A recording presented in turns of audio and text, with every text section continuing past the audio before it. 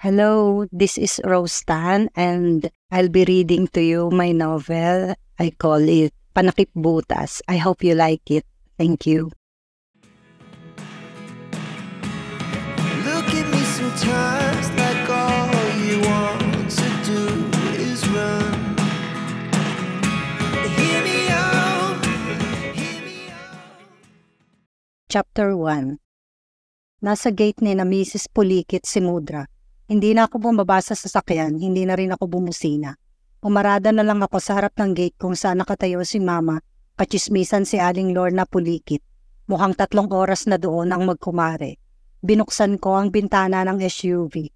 Ilang kabanata pa yan, Doña Divine? Tanong ko kay Mama. Dati, CNN ang bansag sa kanya ng tanan. 24-hour news ang hatid sa lahat. Ngayon, Marites. Numero 1, unkabogable at walang inuurungan ang pagkachismosa ng nanay ko. Ang sabi kanina nang tumawag sa akin, palis na raw siya kina Aling Lorna. Sunduin ko na siya, bilisan ko raw at late na siya sa misa. Totoo naman yun, palis na ito, malilate na kaya nagpapasundo. Ang siste lang, hindi ito nauubusan ng sasabihin sa mga kausap. Laging may nahuhukay na impormasyon sa utak tungkol sa mga kakilala, at kilala niya lahat ang mga taga rito sa amin at mga karatig puo. At sa kadahilan ng mga Marites lang ang nakakalam, hindi kayang sarilinin na lang ni Mama ang nasa isip. Kailangan niyang sabihin sa iba, ikwento, i-analyze at husgahan. Kaya kapag nagpaalam siya sa kausap ng alauna halimbawa, 3:00 o 4:00 pa talaga siya tutuloy na umalis. Bumaba ka muna, Petit, at magmerienda, anyaya ni Aling Lorna sa akin. Hindi na po, salamat. Sagot ko at tinawag ko na uli si Mama. Tara na, Mother, late na tayo sa misa, sermon na ang aabutan natin. Ba't kasi ngayon ka lang? Paninisi sa akin at hinarap na uli si Aling Lorna. Hindi si Banong ang ama noon, sus patawarin ka, Lorna. Kaklase ko ang kapatid noon, yung napangasawa ng bilas ni Ampo, yung bulagang isang mata na dating mananahi ni Corazon na, oo. Bulalas ni Aling Lorna, parang nadiskubre ang kayamanan ni Yamashita. Hinampas pa ang braso ni Mama. Sino ang ama? Bumusina na ako pero hindi pa rin natinag si Doña Divine. Ang sabi ni Monica noong nagbalik bayan siya, panahon pa ni Gloria, iyon daw ay anak ng pamangkin ni Puti. Tanda mo si Puti, yung matandang bakla na namumuti ang balat, katakawan sa lalaki. Yung taga-bukal na nakulong daw. Hindi yun, si Pulang sinasabi mo, taga-Silangan. Si Banong yung asawa ay Bicolana na dati ay katulong ni Naputi, yung babaeng laging nakatapis pag namamalengke. Mistisahin? Oo, yun na, kapatid na yun ang naanakan ni Mayor dati. Napatanga ako sa usapan ng 2 Marites, hindi ko masundan. At bakit ko ba aarukin? Mama, Mother, Doña Divine, tawag ko uli. Tandali lang, lagi kang magmamadali dyan, aga kang mamamatay. Oo, kinalaman nun, kako sabay katok sa dashboard, nakunwood kahit walang wood. Aba, yung mga laging nagmamadali ang nauna ring mamatay. Katuwiran ni Doña Divine. Bakit? Natitinik ng malalim. Ako, sana ay 2 oras ang pinalipas ko bago ko sinundo. At eto ka, sabi ni Mama kay Aling Lorna, hinawakan pa ang ginang sa braso, hininaan ng boses, astang sikreto ng kalawakan ng isisiwalat, aabutin pa ng light years ang chismisan. Mama! Sigaw ko. Kung matagal ka pa, babalik na ako sa tindahan. Ini-start ko ang sasakyan. Ano? Na. Pero sa kumari pa rin nakatingin si Mother. Tara na!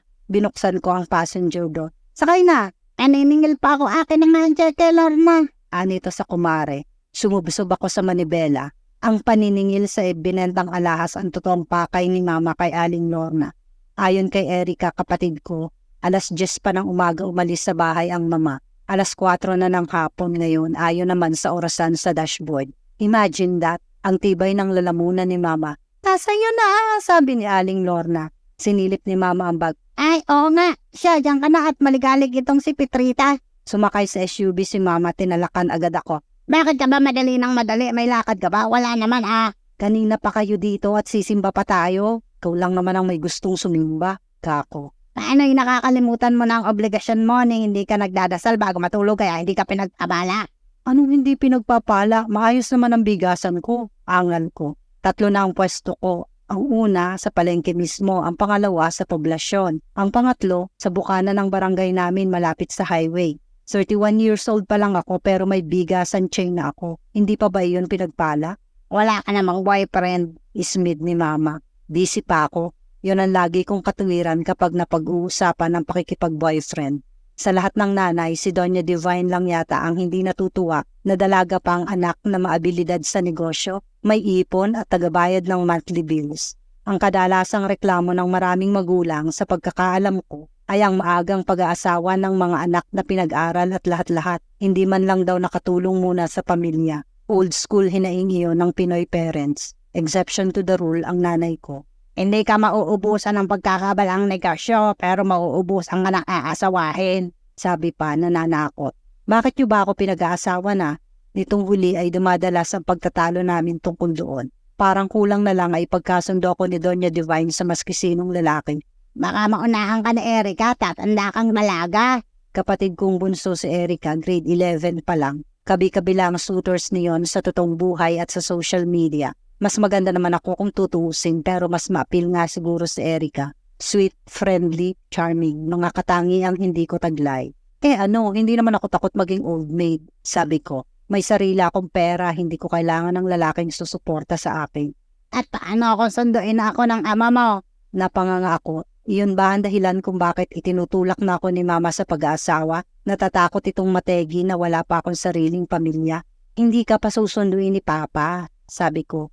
Tuwa lang no na malayo sa'yo. Tahimik na tahimik siya sa kinaroroonan niya, walang tumatalak. 30 years halos nagtiis sa bunganga ni Mama ang tatay ko. Isang gabi ay natulog at hindi na gumising si Papa. Graduating ako sa college noon. Ilang araw na lang makikita na niya akong umakyat sa entablado. Hindi na niya nahintay. Namimiss ko pa rin si Papa hanggang ngayon. Lintik ka, Singhal uli ni Mama sa akin. nalaurayan mo nga mo sa sarili mong ina. Natawa ko. Hahaba pa ang buhay mo, Ma. Ayaw ni Lord ng mga palamura at chismosa.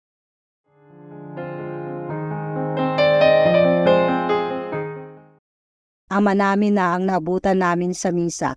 Wala na ring upuan. Tumayo na lang kami sa likuran at kasi hodang galing sa pakikipagchismisan, tumanggap ng komunyon si Mama, feeling busilak. Kung ako si Jesus, kukutusan ko ito. At dahil nakatayo lang kami, pagbalik nito galing sa komunyon, nag-sign up the cross lang sabay. Daan tayo sa Chorbet, pero ikaw muna ang magbayad ng utang ko dun. Bukas ko ibabalik pagka-deposit ko ng cheque ni Lorna. Di paran palayo ang mga dumapo sa aking anghel sa simbahan.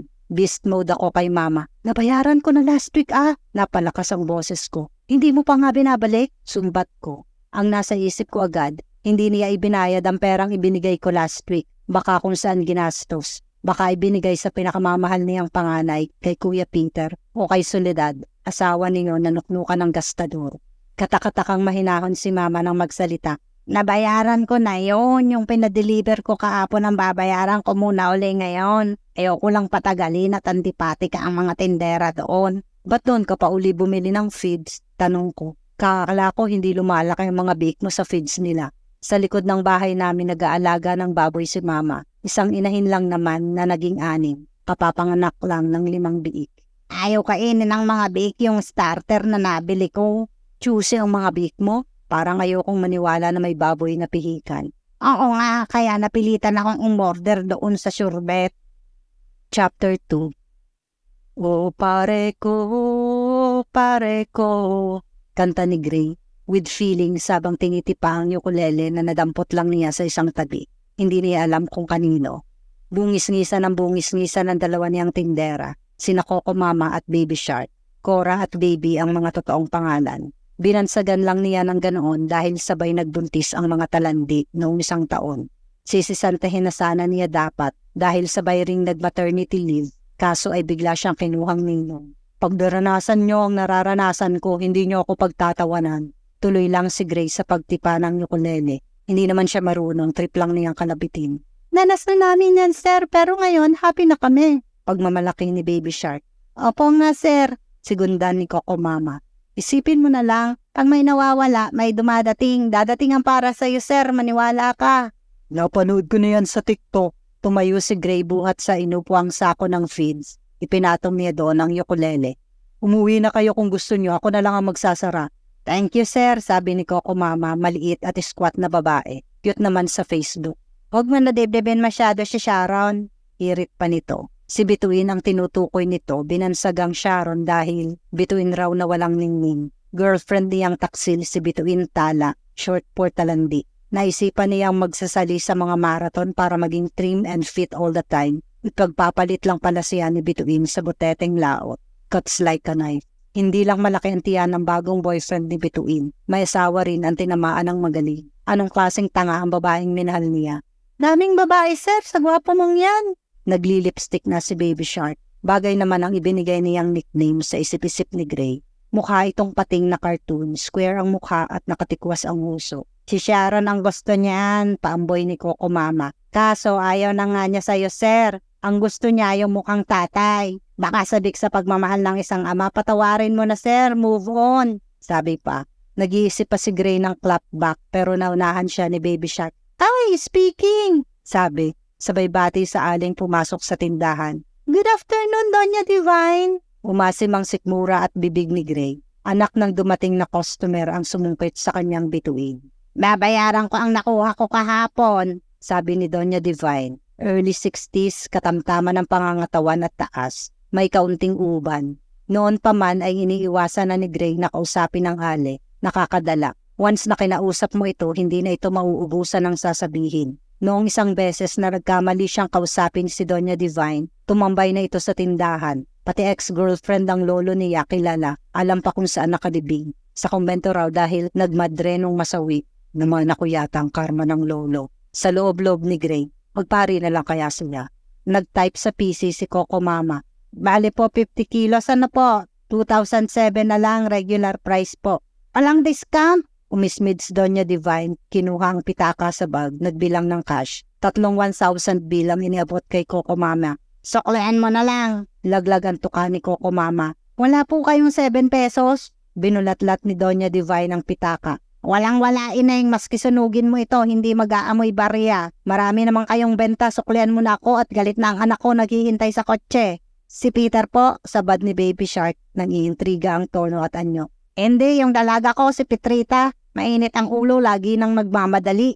Baka po may dalaw, sabi ni Baby Shark, dismayado na walang intrigahang magaganap. Dahil mukhang walang ideya si Doña Divine na ex ni Gray ang kinakalantare ng panganay nito. Chismosa man ang matching na pag-iiwanan rin. Nako, wala nga dumadalaw doon kaya laging galit. Naghahanap ng boyfriend, kailangan na at nang bumait. Naisipang itaas ni Gray ang kamay. Ako na lang po. Napamulagat sa kanya 2 tindera, sabay pang tinutok ang mga bibig.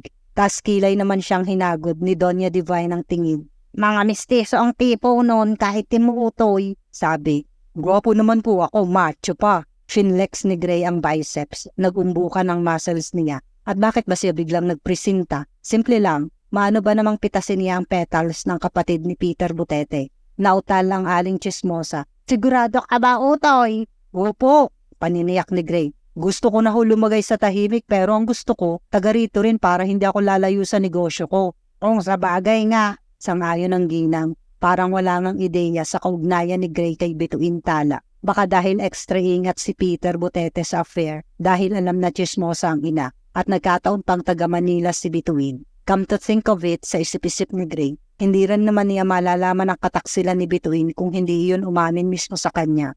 Out of the blue, nagsalita na lang si Bituin ng, I'm seeing someone, Gray. Kumurap siya upang maitaboy sa isip ang masaklap na alaala. Sige na ho, pakilala niyo ako sa dalaga niyo. Nagpakyut siya ng husto kay Doña Divine.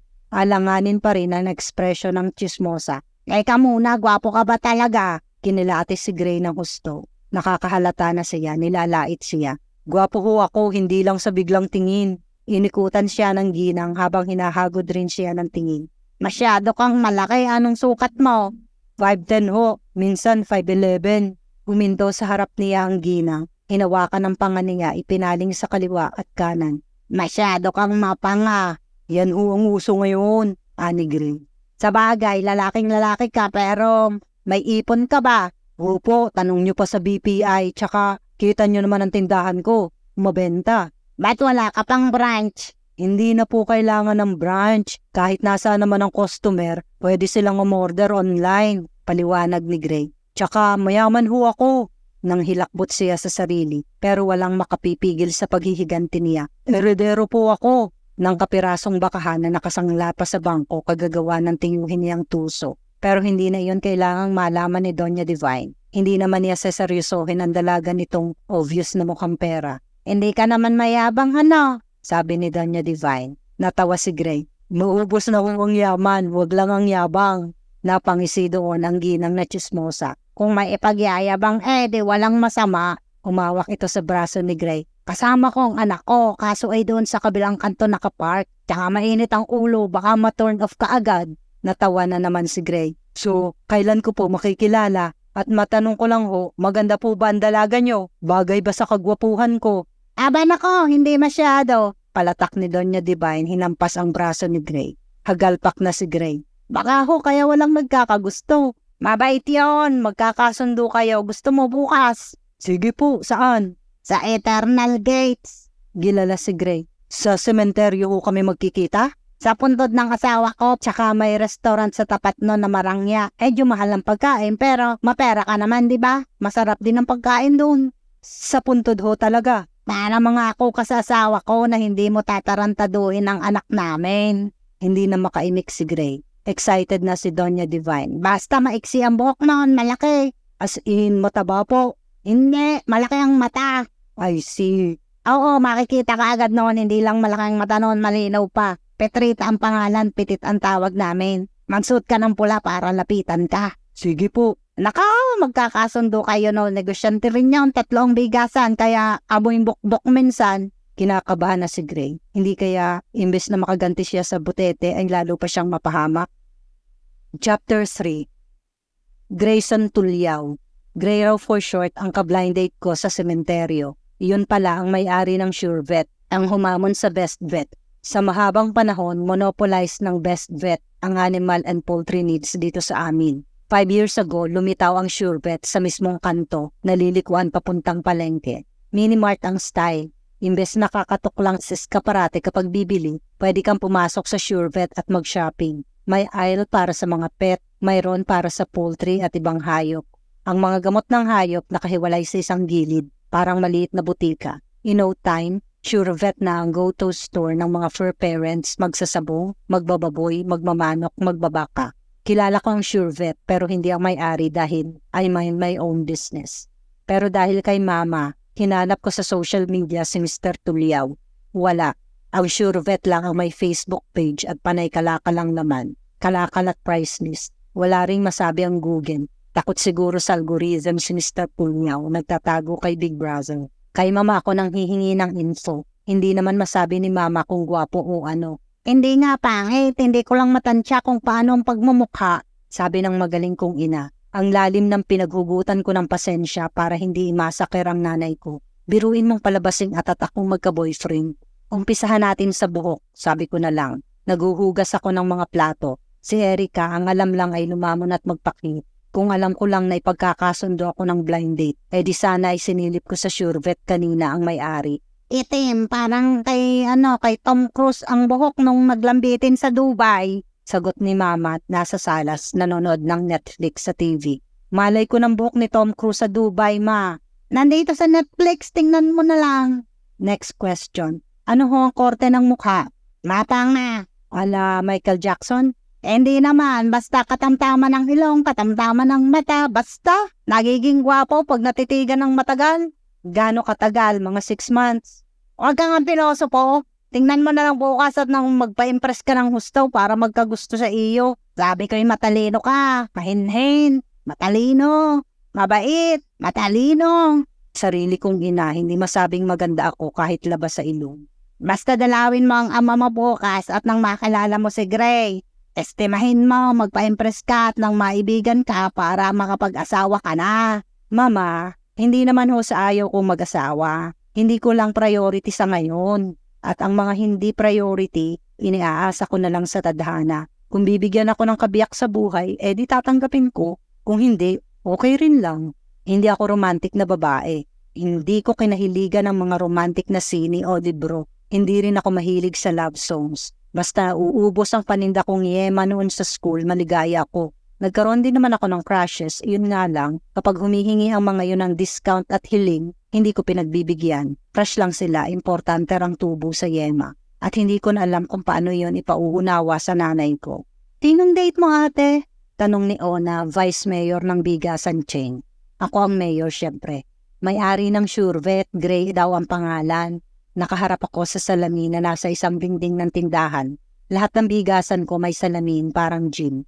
Hindi dahil sa ako ay banidosa, kung hindi, pangontra ko ang salamin sa mga pasaway at maliligalig na customer. Kapag raw kasi nakikita natin ang reflection natin, hindi natin gugustuhin makipag-away. So far, effective naman. Wala pa akong nakakasagutang customer sa mga tindahan. Online, marami. Hindi mo type, kaya ganyan ang ayos mo? Sabi na lang ni Ona, naggusot ang ilong nang ipahid ko sa buhok ko ang coconut oil. Sinuklay ko pababa ang buhok kong maiksi. Pixie cut na humaba na ng kaunti, kailangan ko na uli ipatrim. For now, pati bang sinuklay ko ng pababa. Natakpan ang kilay ko. Nginisian ko si Ona. Okay ba? Magpapakita ka talagang ganyan sa date mo? Oo nga. Hinagod ko pa ng mariin ang buhok ko para pumirme sa ayos. Mukha kang buko, sabi ni Ona. Tumawa ako at sa mga braso ko naman ipinahid ang coconut oil. I'm a coconut nut, I'm a giant nut. Nakipag-apir ako kay Ona pagkatapos ay lumarga na ako. Ipinarada ko ang SUV sa lilim ng puno ng kalachuchi. Bago ako bumaba, isinuot ko ang baon kong polo. Nahukay ko sa baul namin Hawaiian shirt ni Papa. Mga puno ng niyogang prints at dilawang background. Isinuot ko ang polo sa ibabaw ng tank top ko. Aloha! Kako bago ako bumaba, pakanta-kanta pa ako ng Tiny Bubbles in the Sun.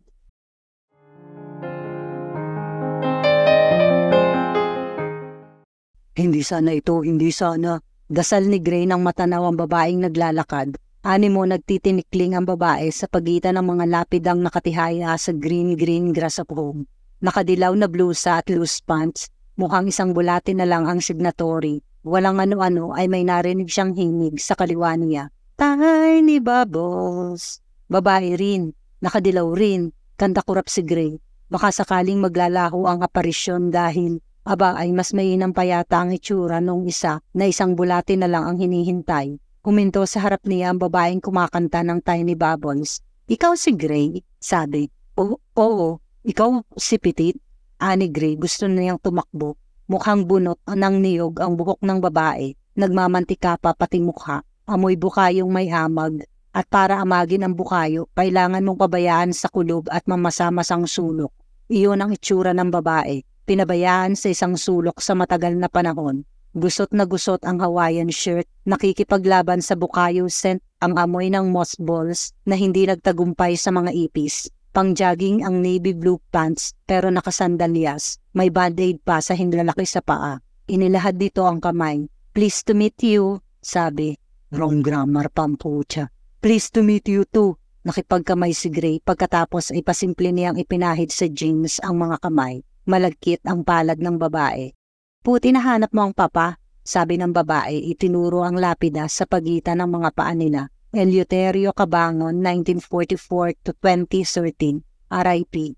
Itanong ko lang daw sa caretaker kung saan, sabi ng mother mo, Ani Gray. So, paano? Gusto na niyang matapos ang date at nang maiuntog na niya ang kanyang ulo sa pader. Ang dami na niyang maling desisyon, dinagdagan pa niya. Lunch tayo dun sa tapat.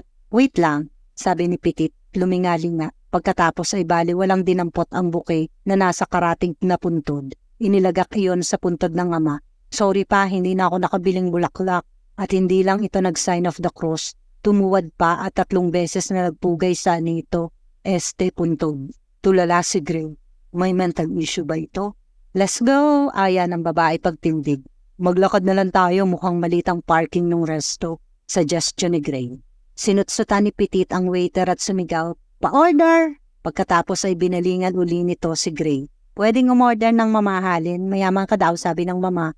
Sure, tumingila si Petit sa lumapit na waiter. Bigyan mo kami ng crispy pata pero dalhan mo muna ako ng mga talaban nyo. At pengiring ashtray dito tsaka tig-2 kaming beer. Ma'am, no smoking po dito sa loob, anang waiter. Di sa labas kami, tara. Tayo agad si Petit, kasabay ang pagdampot sa bag. Parang mahal na mahal iyon, kinip-kip pa. Nanguna itong lumabas sa side door dumaan.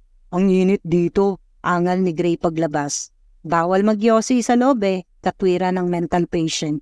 Do you have to smoke? Paubos na ang pasensya ni Gray. Oo, Iiksi ang buhay ko pag hindi. Pasalampak itong naupo sa upuan pero kapansin-pansin na kinandong ng maayos ang bag na orange, hindi inalis sa pagkakasukbit sa balikat. Pagkadala ng waiter ng ashtray, agad inilabas ni Petit ang sigarilyo, isang kaha ng Fortune, may picture ng naaagnas na lalamungan. Gusto mo? Kuha ka lang. Alok pa nito kay Gray. Kumuha ito ng isang stick, sinindihan ng posporo. Posporo talaga ang baon, hindi man lang lighter. Hindi na ako nagyuyosi. Sagot ni Gray. Smoker siya noong college hanggang maging ahente ng mga veterinary products. Nadengue siya isang beses na ospital. 1 week na walang yosi. Naisipan niyang mag-quit na ng tuluyan. Ah, okay, sabi ni Petit. Umithit ito ng sigarilyo, bumuga. Napatitig si Gray sa babae, napaisip. Pinagmasdan niya ito ng maigi habang naninigarilyo at nahahalata na niya. Hindi ito marunong. Hit-hit buga ang ginagawa ni Petit. Pati paghawak nito sa sigarilyo, asiwa. Pero kung hindi ito marunong manigarilyo, bakit nagpipilit? Baka stress dahil hindi sanay makipag-date. May bakahan raw kayo sa Batangas, sabi nito, panay ang taktak ng abo sa ashtray. Nabitawan ng yosi, dinampot ng hinlalaki at hintuturo. Walang smoker na dadampot ng yosi sa ganoong paraan. Oo, maliit lang. Nagbebenta ba kayo ng baka, yung buhay? Limbawa kung may gustong mag-alaga. Hindi karne lang. Parang nakalimutan na ni Petit ang yosi sa ashtray. Anong terms nyo sa customer? Gaano karami ba? Balak mo? Matagal ko nang iniisip pagbukas ng meat shop, hahatiin ko ang bigasan para yung mga working mommies na hindi nakakaabot ng fresh meat sa palengke paghapon na, sa akin na lang bibili. Pero gusto ko munang matuto magkatay. Wala akong alam sa ganun. Gusto kong matuto maging butcher para alam ko na hindi ako niloloko ng suppliers. Napapaisip na si Gray. Kung makikinig lang siya kay Petit at hindi ito titingnan, normal naman kausap. Bukod sa may sense ang sinasabi, may autoridad rin ang timbre ng boses. Bossy ng kaunti at mas gusto naman ni Gray ang ganoon kaysa parang hesitant lagi ang kausap niya. Curious lang, niya. Bakit bigasan ang naisip mong negosyo? Tsaka, ba't naisip mong magnegosyo na lang? Namatay ang papa ko nung graduating ako sa college. Na-depress kami ni mama at yung bunso kong kapatid. Maliit pa noon at babae rin, alagain. Wala din akong motivation mag-apply ng trabaho that time. Tapos ang kuya ko, nakabuntis at kahit sa cruise ship yun nagtatrabaho noon, wala palang ipon. Si mama naman, konsentidor. Yung perang nakuha niya pagkamatay ni papa, gustong gastusin lahat sa kasal ni kuya. Nawala ang depression ko sa inis. Sabi ko kay mama, magnenegosyo ako, kailangan ko ng puhunan. Ang gusto ko lang naman, wag maubos yung pera, wala akong maisip na business. Nagkataon lang na may kaibigan ako na taga Mindoro. Marami silang bigas. Nagkibit ito ng balikat. Yun na lang ang pinasok ko, nakakuha ako ng pwesto sa palengke. Nagtuloy-tuloy. I see, that's nice.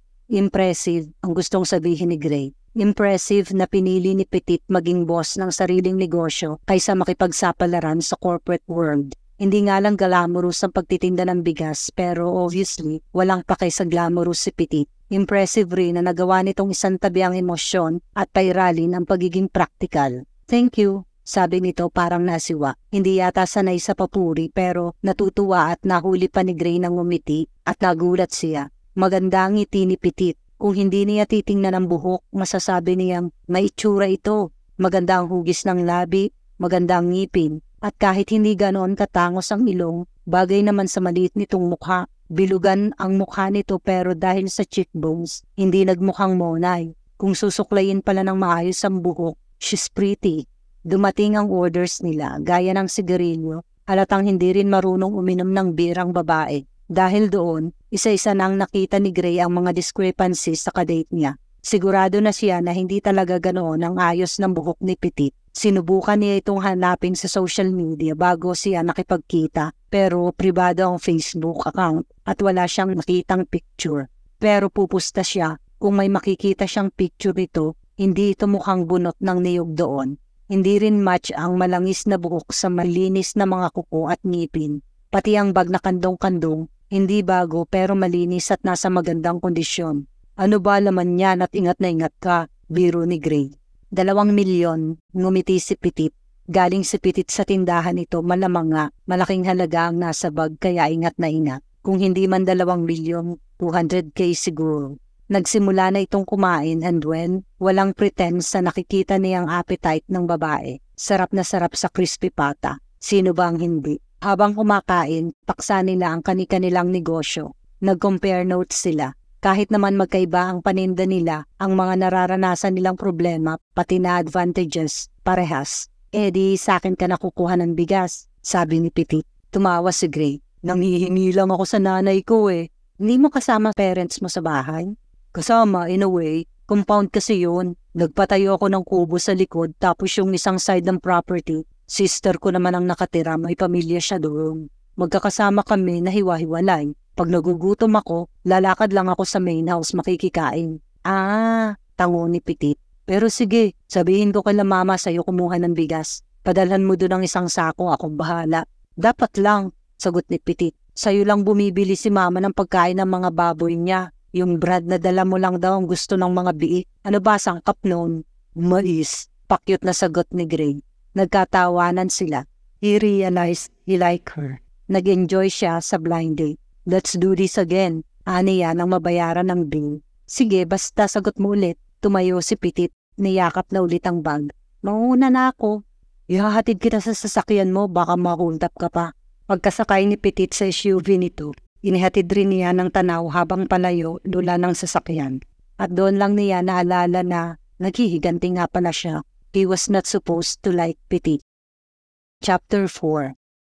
Hindi hiningi ang number mo, ibig sabihin successful ang pakulumot eh, sabi ni Erica katabi ko sa harap ng tokador. Oo. Hinagod ko ng brush ang buhok ko. 2 beses kong shinampo para mawala ang langis ng nyog.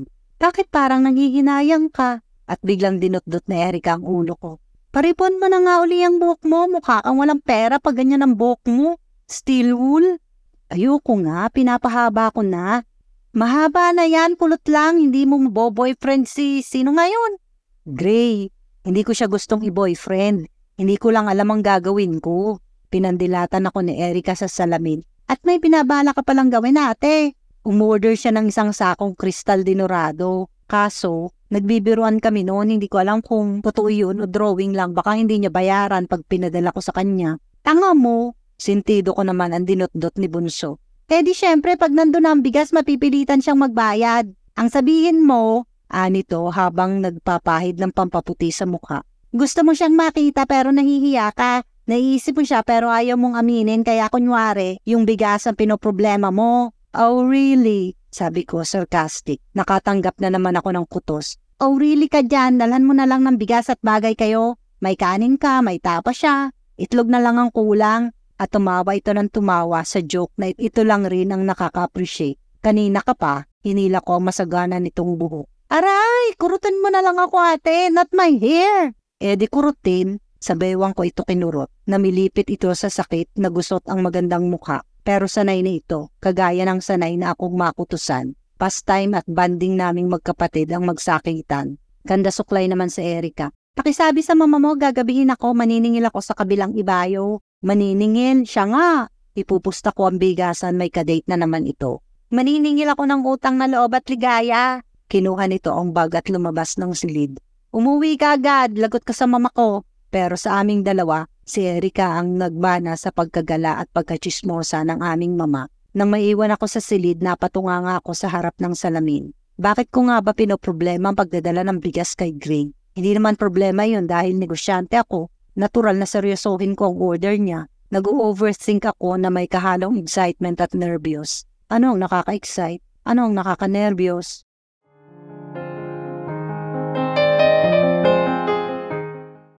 Hindi mo hiningi ang number, sir? Sabi ni Coco Mama, hindik na hindik ang itsura.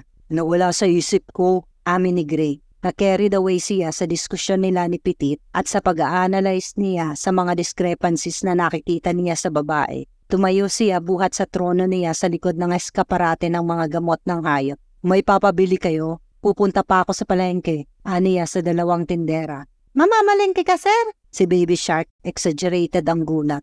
Hindi, bibili lang ng bigas kay Petit. Eksaherado rin na tinutop ni Coco Mama ang mga bibig pagkatapos ay nag-appear. Ano yun? Sabi ni Gray. Parang ayaw na ni Gabi kay Sharon. Bungis-ngisa ng dalawa. Pero kala ko ba sir naghihiganti ka lang, sabi ni Baby Shark. Sisi si Gray kung bakit pati yun ay nasabi niya sa 2 tindera. Nagkibit siya ng balikat. Look, I'm not sure kung bala ko pang maghiganti. I like her, she has substance. Substance? Ang lakas ng baby ni Baby Shark. Wow, type mo nga sir, good. Very good. Tinapik nito si Gray sa balikat. Wala namang masama kung maging friends kami, di ba? Aniya. Wala nga sir, wala namang sinasabing masama kami. Tuwang-tuwa nga kami. Good. Aniya, tatango-tango.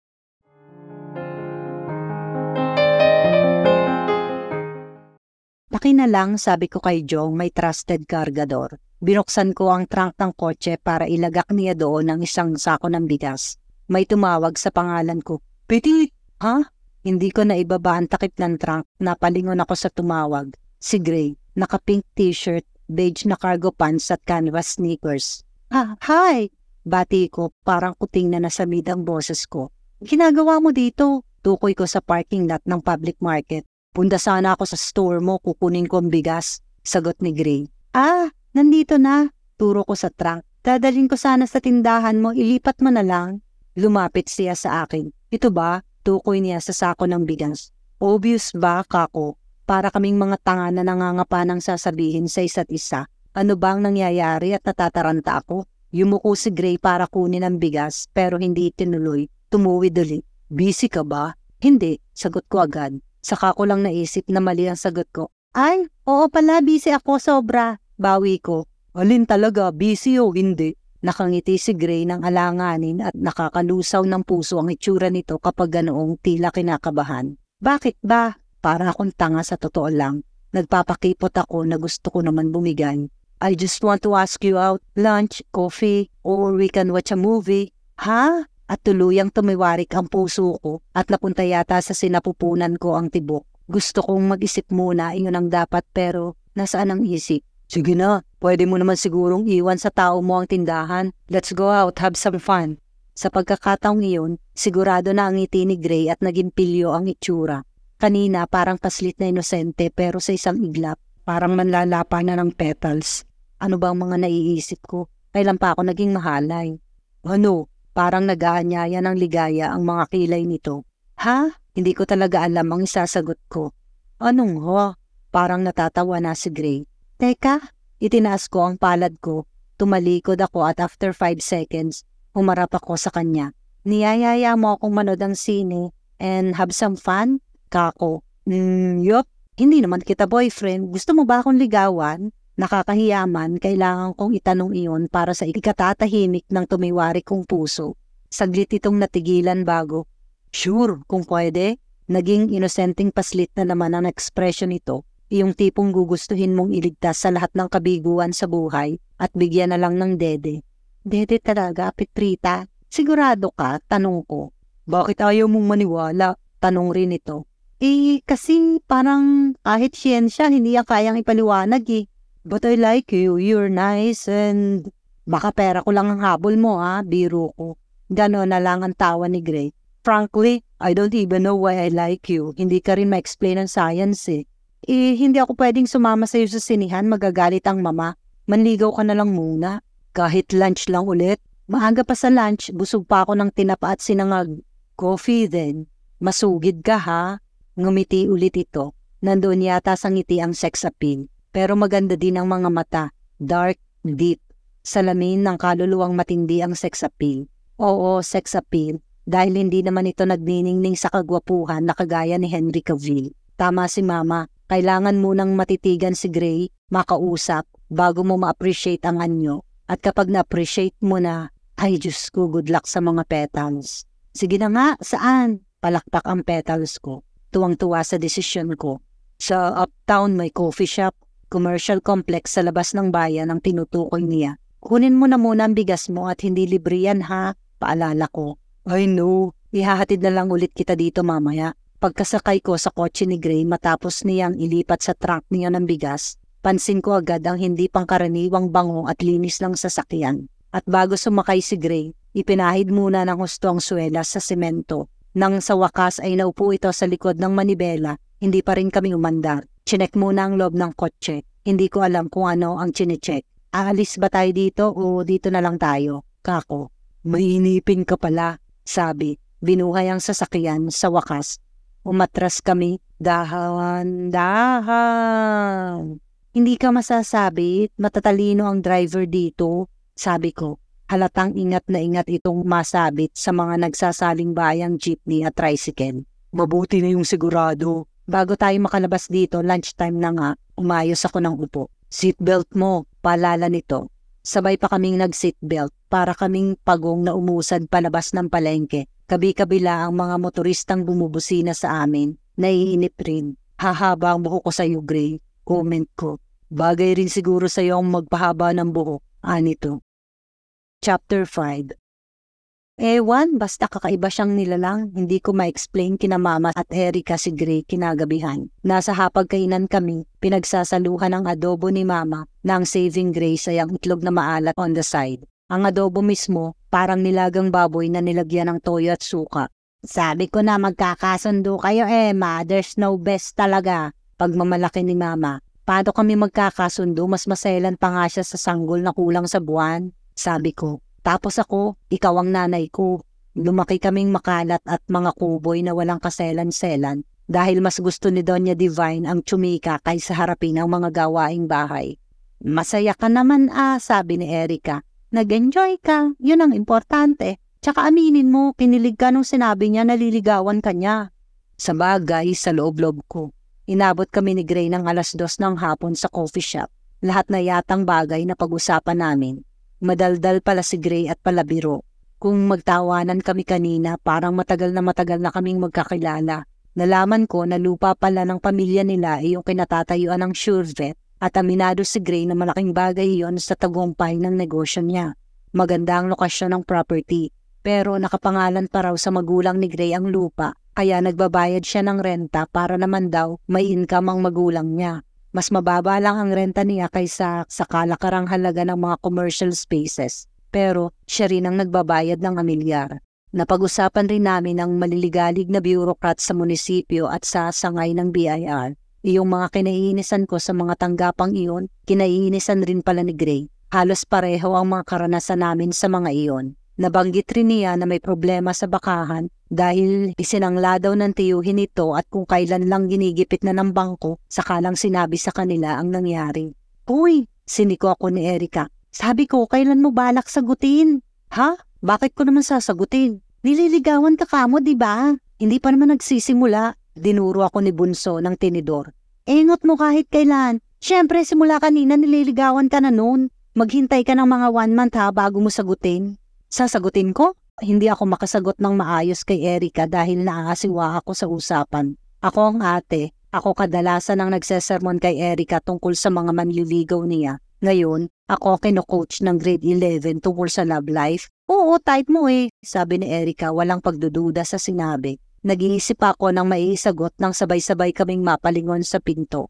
Hello mother, hello sisters, sabi ni Kuya Peter pagpasok. Parang kumikinding ang lakad. Matikas naman sana, hinahayaan lang lumaki ang tiyan. Kain na nang mapalitan ng mga tumapon sa iyong proteina. Umaalingasaw ka na naman sa kamunduan, sabi ni Mama. Magkahalo ang sarkasam at pagmamahal sa only son. Mag-iisang taon na nang layasan si Kuya ng hipag ko, tangay ang 2 nilang anak. Si Mama kanda referee at pinakiusapan pa si Ate Soledad na umuwi na at buuin uli ang pamilya. Ayaw ni hipag. May babae pala si Kuya at nagawa pang ipakilala kay Mama kalaunan. Bituin raw ang pangalan, taga Mandaluyong, ahente ng mga medical supply at equipment. Hindi ko pakilala at hindi ako interesadong i-stock iyon sa social media. Hati ang isip at puso ko sa nangyayari. Asar kasi ako kadalasan sa hipag kong legal dahil napakaluho niyon, napakarte at napakayabang lalo na sa social media. Kaya okay lang sa akin kung ayaw na niya kay Kuya at sa amin. Sa kabilang banda, hindi ko rin naman gusto na nasa illegal na relasyon ng kuya ko. Huwag na huwag lang niyang maisipan na utangan ako ng pampaanal sa kasal niya. Adobong nilaga na naman. Hinila ni Peter ang upuan sa kabilang dulo ng mesa. Sinong Gray pinag-uusapan niyo? SureVet? Oo, nililigawan si ate, sagot ni Erica. Biglang nawala ang happy-go-lucky expression ni Peter. Napamulagat sa akin. Nanliligaw sa'yo, si Gray? Bakit parang ayaw mong maniwala? Mayasim din ako Kako. Isang malutong na. Tanga! Ang inabot ko. Paano mo nakilala yon? Nakapagkilala sa'yo? Tanong pa ni Kuya. Si Mama ang nagkwento. Hindi pa nagtatagal ay kunot na ang noo ni kuya at halata kong nagpipigil lang na sigawan kami. Ang ibig niyong sabihin, nagpresenta si Gray na makipag-blind date dito kay Pitit. Anito pagkatapos ng salaysay ni mama. Tumindig pa, binuksan ang ref. May beer pa ako dito, di ba? Sabi. Baka natakpan ng sitaw, Sagot ni mama. Nahukay naman ni kuya ang bote ng pale pilsen. Binuksan. Patay kang Pitit ka, sabi sa akin. Bakit? Asik ko. Sumandal sa lababo si kuya, animo speaker of the house na tiningnan kaming tatlo. Bago nagsalita, nakataas pa ang beer. Hindi niyo ba alam na alam ni Gray na kapatid ko si Pitit? Ano naman, kako? Kasiran ka talaga sa pamilyang ito, kuya. Alam din namin yan, sabi naman ni Erica. Isa ka pang sira, sabi dito ni Kuya Peter. Uminom ng beer bago inilahad ang pasabog.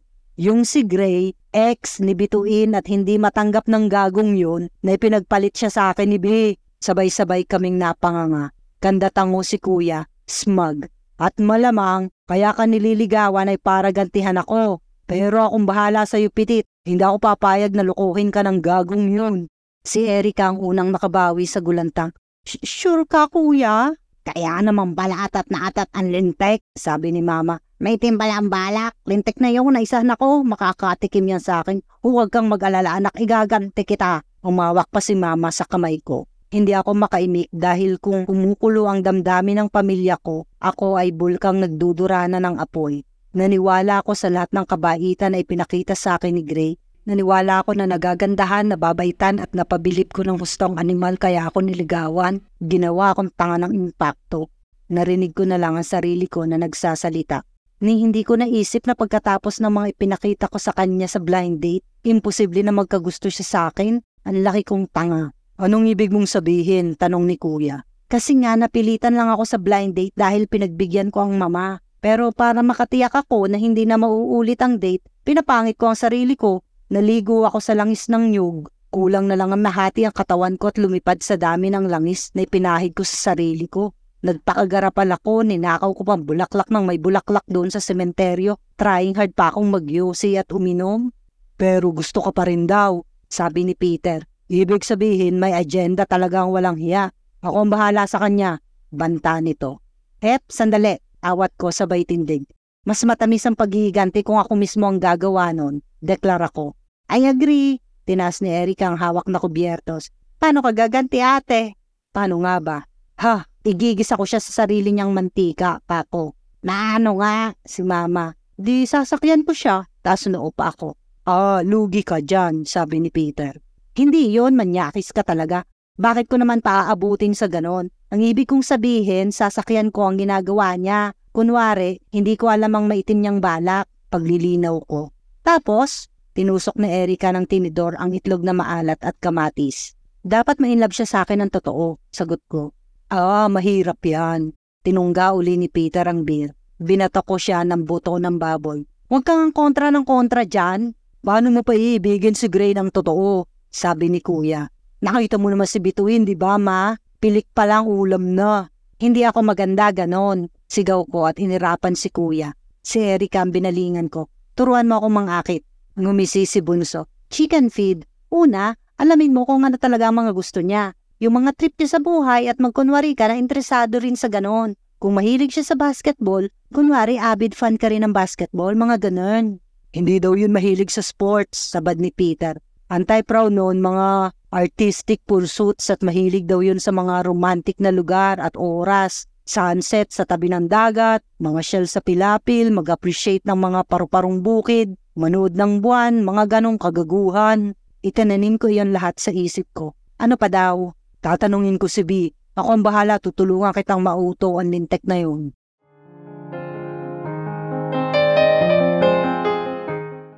Sagutin mo lang ako, aking sintay, walang humpay na ligaya. Nasa likuran ng truck ng feed mill si Gray. Tumutulong siya sa pagbababa ng mga feed. Napakanta lang siya ng walang ano-ano. Uy, bagong team song, komento ni Coco Mama. Para kay Pitit. Umawak si Gray sa pinto ng truck. Hindi ba masyadong mabilis? Aniyakin na Coco Mama. Alin boss? Tanong ng kargador. Hindi ka kasali sa usapan, wag kang sabadero dyan. Sabi dito ni Baby Shark, sabay baling din kay Gray. Okay lang sir, walang masama, sabi nga ng kanta, maybe this time. Paano kung rebound lang pala ako? Ani Gray. Rebound, sir? Si Coco Mama, hindi ko gets. Rebound! Paglilinaw ni Gray sa bigkas. Yung gusto ko lang makalimot doon sa isa kaya, babae, sa baduli ng kargador, nag-thumbs up kay Gray. Okay lang boss, ganun talagang mga pogi, mahusay rebound. Umaste itong magsushoot ng bola. Ay, hindi ko pa rin gets, sir, sabi naman ni Coco Mama. Yun naman talaga ang plano mo, di ba? Rebound. Ay, rebound pala. Kaso nga, ayoko na. Hindi ko pala kayang gawin kay Petit kahit kanino siguro. Maganda lang isipin pero pag nandun na, hindi pala kaya ng konsensya ko. Astang genius si Coco Mama, nakahawak pa sa baba. Baka tinamaan ka talaga, sir. Ganun naman ang life. Nagbabago ang ihip ng hangin. Kung like mo siya talaga, di like mo. Paano ko malalaman na totoo to? Yumuko si Gray para hilahin mula sa truck ang isa pang sako. At bakit ba sa mga tindera siya naglalabas ng saloobin? Wala na yata siyang kaibigan dahil masyado siyang seryoso kay Bituin noon. Isinantabi niya ang social life. Ngayon, tisiyakin na Baby Shark at Coco Mama. Kung sa bagay, kumari naman niya ang dalawang hitad. Sumabad uli ang sabaterong pahinante. Boss, totoo lahat ang damdamin, maniwala ka. Hindi muna ipinasa dito ni Gray ang sako ng feed. Sinong may sabi? Ikaw? Hindi boss, si Joey De Leon. Isinalpak ni Gray sa balikat nito ang sako. Huwag mo nga akong pinaglololoko at ayusin mo mga patas doon sa loob ha. Hanggang maaari, kailangan ay pantay ang patas at malinis tingnan. Kahit mabaho ang feeds, pag maganda ang patas parang nababawasan ang amoy. Metikuloso talaga siya, perfectionist. Alam naman niyang walang perpektong bagay sa mundo, pero kung kaya niyang gawing almost perfect ang mga bagay-bagay, pati ang buhay niya, bakit hindi niya gagawin? Kaya rin hindi niya maiwasang magtanong hinggil sa nararamdaman niya para kay Petit. It seemed too soon. It was too soon. It wasn't like him at all. Hindi siya nai-inlove basta-basta. Kahit kay Bituin. It took him months to finally accept that he was in love with her. At saka pa lang niya niligawan. Tapos kay Petit, agad-agad siyang nagdeklara na balak niya itong ligawan. Odd. Kaya hindi niya pwedeng i-disregard na baka nakahanap lang siya ng panakip butas. Dapat siguro iwasan ko muna si Petit, aniya. Bakit, sir? Parang paubos na ang pasensya ni Coco Mama kay Gray. Ayokong masaktan ko siya. Gusto ko munang malaman kung talagang nakarecover na ako kay Bituin.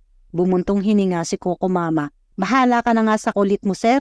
Tumunog ang landline sa mesa ni Gray sa loob ng tindahan. Si Baby Shark ang sumagot, maya-maya ay tinawag si Gray. Sir, si Rebound Girl! Rebound! Pagtatama uli niya at pumasok sa tindahan. Kakaba-kaba siya nang kunin ang telepono. Hello? Hi! Hello, busy ka? Tanong agad ni Petit pagkarinig sa boses ni Gray. Hindi naman, bakit? It was crazy. He planned to stay away from her pero hindi na siya makapaghintay na makasama uli ang babae. He had a great time at the coffee shop yesterday. Gusto kong magpasama sa'yo pero kung busy ka, okay lang. Anang babae. Saan ba? Kilala mo si Arnani Kabagting? Yung painter? Of course. At kilala din niyo ni Petit? Kalain mo yun? What about him? Parang nararamdaman niya ang kanyang adrenaline na bumubuhos sa buo niyang katawan. Kilala mo siya? Bulalas rin ni Petit. Akalain mo yun? Alam mo ba, ninong ko yun? At matagal na niya akong ini-invite sa bahay niya. Sa Tagaytay lang, ginawa kasi niyang art gallery. Gusto kong makita. Tsaka may pinapadala si mama na bukayo. Mahilig yun sa bukayo. Naging kumpare ni mama yung kasi yung misis niya. Sumalangit nawa. Kay mama bumibili ng mga alahas. Saan tayo magkikita? Anong oras mo gusto pumunta doon? Mas excited pa si Gray sa nakaimbento ng excitement. Ngayon na, tawagan mo lang ako pag ready ka na, sabi ni Petit. Sure, I'll see you. Bye! Ibinaba na ni Petit ang telepono. Gray sighed. Obviously, mas gusto niyang makasama si Petit kaysa iwasan nito at hindi niya mapapalampas ang pagkakataon na makamayan ang sikat na pintor. Kung ninong pala yun ni Petit, siguro mahilig rin sa arts ang babae. Compatible talaga sila. Chapter 6. Sorry kung natagalan ako ha. Nagbaba kami ng feeds tapos nagkarga naman ng mga i-deliver. Paumanhin ni Gray pagsakay ko sa kotse niya. Sa tindahan ko na malapit sa highway niya ako sinundo. Okay lang naman mainip kung sulit. Nginitian ko siya na kasing tamis ng sangkaka. Prinaktis ko yon sa ilalim ng tutelage ni Erica. Ang technique daw para maging genuine ang ngiti ko, i-imagine ko raw na orange ang briefs ni Gray. Hindi lang ako napapangiti, natatawa pa ako. Sa itim ba naman ni Gray kayo mangging kaligatan raw ang tawag sa kulay nito. Siguradong may tinim ng kuyukot tapos naka-orange na brief. Na-appreciate naman ni Gray ang ngiti ko at pabirong sabi, "Since you're smiling like that, it's safe to say na sulit ang paghihintay mo." Pinandar na niya ang kotse at maingat na maingat tumawid sa kabila ng highway. Sunod-sunod ang tango ko. Sulit na sulit kasi gwapo ang dumating. Mas maluwang na ang ngiti ko. Ang kaso lang, hindi ko tahasang masabi sa sarili ko kung nambobola lang ba ako o nagsasabi ng totoo. As usual, impeccable ang pananamit ni Gray. Black jeans, Nike trainers, white t-shirt sa ilalim ng light jacket na may hoodie. Grayish blue ang kulay. Ang bango pa ng Herodes. Nag-merge na ang amoy ng cologne nito sa natural nitong amoy. Ang resulta ay mainit-init na bango. Marunong ka rin pala mambola. Anito halatang tumaba ang puso. Hindi yun bola, uy. Ayon pa kay Erica, kailangan ko raw maging galante sa papuri kay Gray. Feeling ko nga hindi ako bagay sa iyo eh. Dagdag ko pa. Bakit naman? Kasi mukha kang artista, ako fan lang. Tumawa si Gray, di bagay tayo, artista at fan. Atras ang tuka ko. Pinanindigan na artistahin siya. Ang kapal. Sa bagay, ano ang inaasahan ko? Talaga namang kapatid ng talipandas ang kayabangan. But seriously, sabi rin na ganito, maganda ka naman lalo na pag ganyan ang buhok mo. Oops, nawindang ako saglit. Halatang nagpapasaring si Gray tungkol sa itsura ko ng first date namin. Hinagod ko ang malaleya sa longga kong buhok. Nagpa-hot oil kasi ako noon, hindi pa tapos kaso late na ako sa tagpuan natin kaya sinulyapan ako ni Gray. Nanghiram ka na rin ang polo sa parlor kaya amoy ipis na nakalunok ng mothballs. Natawa ako kasi naman ayoko ng blind date. Hindi lang ako makahindi kay mama. Naisip ko pag na-turn off ka di tapos na. Narealize ko bigla, napaka-childish ng ginawa ko sa blind date. I understand. Sabi ni Gray, may kasabihan nga diba, ang ginto, kahit balutin ng putik, ginto pa rin. Dalisay ang ibinigay ng ngiti sa akin. Nayanig ang menudensya ko. Hindi namin napag-usapan ni Erica kung ano ang dapat gawin kapag ako naman ang nakatanggap ng galanteng papuri. Hindi ako sanay na may kumpara sa ginto, as in gold. Nakakasiwa pero masarap rin sa pakiramdam ang papuri. At sa ayaw mo at sa gusto, lalambot ang puso mo sa mga pumupuri sa'yo. Kaya, kailangan kong kumabig. Hindi ako dapat magpauto. Ikaw din, gwapo pala. Kako bago pa siya nakahirit. Sabi kasi ng mama hindi ka raw masyadong pogi. Pero may kahawig kang artista. Oos. Tumaas ng bahagya ang kilay nitong diretso pero nakatikwas sa dulo. Sino? Tumingin uli siya sa akin. Excited malaman ang kamukhang artista. Naghagilap ako sa hangin. Si Henry Cavill. Medyo pasok naman sa kategorya niyon ang panga ni Gray. Hagalpak na ito, inuntog kunwari ang noo sa manibela. Wala, lokohan na to, sabi. Totoo, git ko. Yung ambience mo parang Henry Cavill. Ambience. Favorite mo ba yon? Si Superman? Hindi. Buti na lang ambience lang ako ni Superman.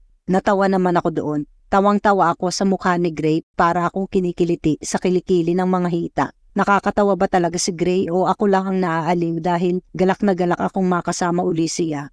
And it cannot be, Barawan. Bawal kiligin dahil inuuto lang ako ni Gray at inuuto ko naman siya.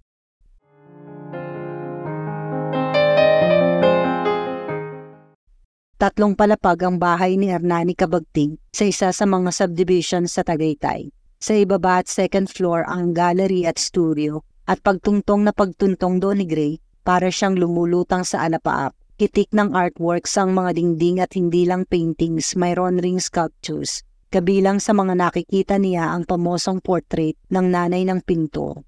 Sa unang tingin mukhang bruha ang iginuhit. Lahat ng kulubot na capture ng pintor.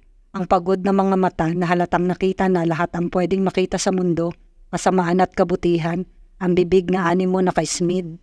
Parang namagnet si Gray sa portrait na iyon. Sa pagkakaalam niya, noong nagsisimula pa lamang si Hernani, walang gustong bumili sa paintings nito, walang gustong magpagawa ng portraits.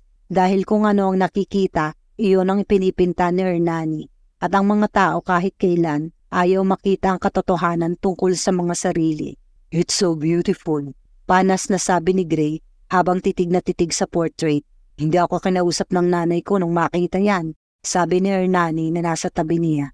I can see why, aniya. Yan ang ekspresyon niya na tumanim sa isip ko mula nung bata pa ako. Ganyan siya pag galing sa palengke at nadatnan kaming magkakapatid na nagkalat sa bahay. Wala pang sinaing, wala pang tubig sa tapayan. Sesermonan kami. For some reason, sa ganyang expression ko nakita kung gaano kami kamahal ng mother ko. Because when I look hard, I'd see the happiness in her eyes for just seeing us after a day's hard work. Tinapik ng pintor ang balikat ni Gray. Nagpahanda pala ako ng snack sa terrace sa taas. Nandun na si Petit. Minsan ko na lang makita ang inaanak kong yun. Marami na akong inaanak actually, pero si Petit. Special dahil nung kunin akong ninong ni Divine, walang-wala pa talaga ako nun. Tinanggap ko lang para makalibre ng kain sa handaan. Paano niyo po nakilala si Ma'am Divine? Tanong ni Gray habang pakyat sila sa hagdan. Sa radio station, sumasadline ako ng dabber sa mga dula doon. Si Divine naman, nasa opisina, tagagawa ng payslip. Madaldal kaya nakakwentuhan ko parati. Nung nag-asawa, nag-resign at nag-settle sa probinsya ng husband. Pero sinadya ako sa istasyon nung magpapabinyag. Gusto raw akong kuning ninong dahil ako lang ang artistang kilala niya. Tatango-tango si Gray. Sinalubong sila ni Petit sa may terrace. At home ito sa bahay ng ninong nito at nauna nang umakyat sa kanya kanina. Ano, tapos ka na mag-emote sa painting? Sabi nito. You can say that, sagot ni Gray. Ninong, salo ka sa amin, yaya ni Petit sa pintor. Mauna na kayo, ihahanda ko ang mga gagamitin natin sa workshop. Gulat si Gray. Workshop? Ayaw ni Ninong sumuko sa akin, sabi ni Petit. Naniniwala pa rin siya na reincarnation ako ni Andy Warhol. I still find your drawing of a dollar bill remarkable. Ilang taon ka ba noon? 3, 4? Sabi ni Hernani. Tumawa si Petit. Sige po, mga pera ang ipipaint ko tapos ibebenta ko sa mga incheck at sa lahat ng naniniwala sa pungsoy. That's a good idea. Sige na, magmerienda na muna kayo dyan. Iniwan sila ng pintor sa terrace. 3 years old ka lang, pera ang trip mong i-drawing. Ani Gray kay Petit pagkaupo sa harap ng coffee table. Ikaw ano? Tanong nito. Wish. Gano'n na lamang ang halakhak ng babae. Kakaaliw ka talaga sa totoo lang. Touched si Gray sa papuri nito. Mabuti na lang, hindi niya itinuloy ang balak na pag-iwas kay Petit. Kain ka na. Clubhouse sandwiches ang nakahanda at sinubuan siya ni Petit ng isa. Thanks, he mumbled habang umunguya. She was generous with praise dahil siguro kumpleto ang tiwala ni Petit sa sarili. Sweet din at ang maganda ay hindi ito nahihiya o naku-conscious na ipakita iyon. Perfect. Bakit ka nakangiti? Tanong nito. You're perfect, aniya. Nalukot ang nguso nito at ilong pero biglang ngumiti. Ikaw din perfect. At kailan mo pala ako balak bisitahin sa bahay namin? Liligawan mo ako, diba? Hindi kita pwedeng sagutin sa kalsada. Hindi agad nakasagot si Gray. Takot siyang madatnan sa bahay ng mga ito si Peter. Ano na lamang ang iisipin ng lalaki? Baka pagbawalan pa si Petit na makipagmabutihan sa kanya at hindi niya masisisi dahil hindi naman talaga maganda ang hangarin niya noong una.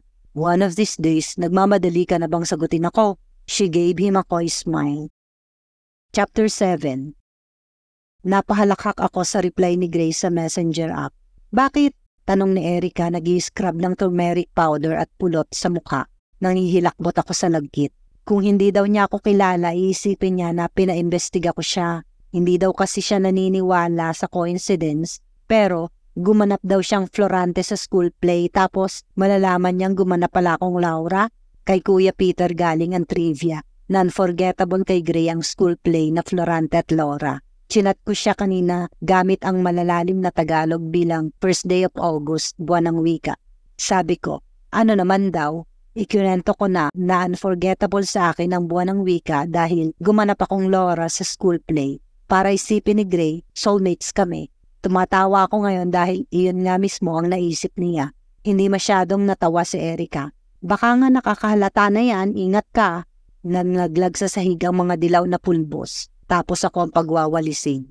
Di magduda siya hanggang gusto niya, mabuting yon para hindi siya matatahimik. Kako. Sa bagay. Pero paano ko ba malalaman kung na-develop na sa akin ang totoo? Basta malalaman mo yun. Ngungo ang sagot ni Erica dahil pati nguso kinuskus ng turmeric.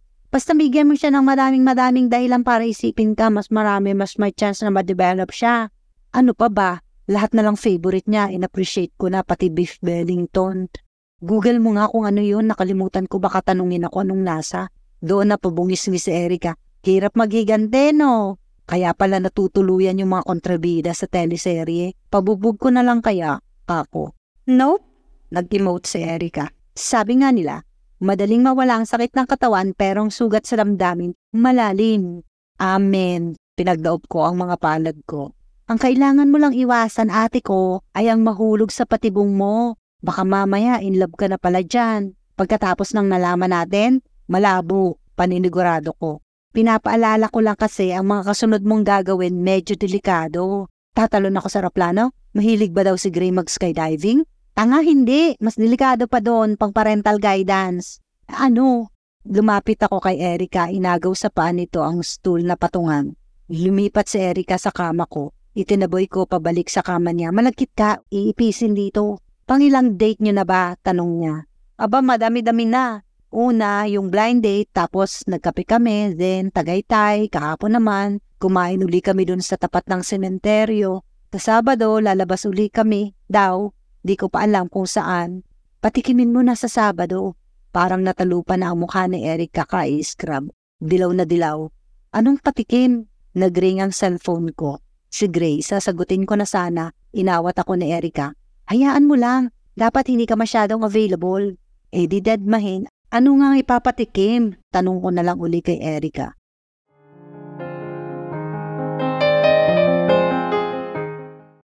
Parang gusto ko nang maniwala sa fate, yung synchronicity, serendipity, whatever.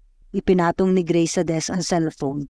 Hindi sinasagot ni Petit ang tawag, baka busy or kumakain. Nasa bahay na raw iyon, sabi sa chat kanina. He found it oddly exciting kapag ganong bigla-biglang nawawala si Petit. Ano sir? Si Coco Mama, pinapanood si Baby Shark magpasok ng mga nakadisplay na pet cages sa harapan. Nagsasara na sila.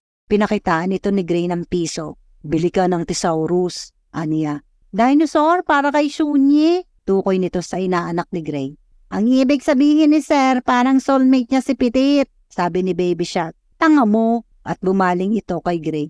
Paano mo naman nasabi, Sir? Ang dami kasing similarity sa buhay namin ni Petit. Not exactly the same, pero yung tipong magkaparallel. Imagine, gumanap pala siyang Laura noon sa linggo ng wika. Gumanap din akong Florante. Not the same year, magkaiba rin kaming school, pero, di ba, mapapaisip ka? Ang alastik, sir, mukhang hindi lang pana ang ginamit sa'yo ni Cupido. Sinibat ka pa at pinagtataga.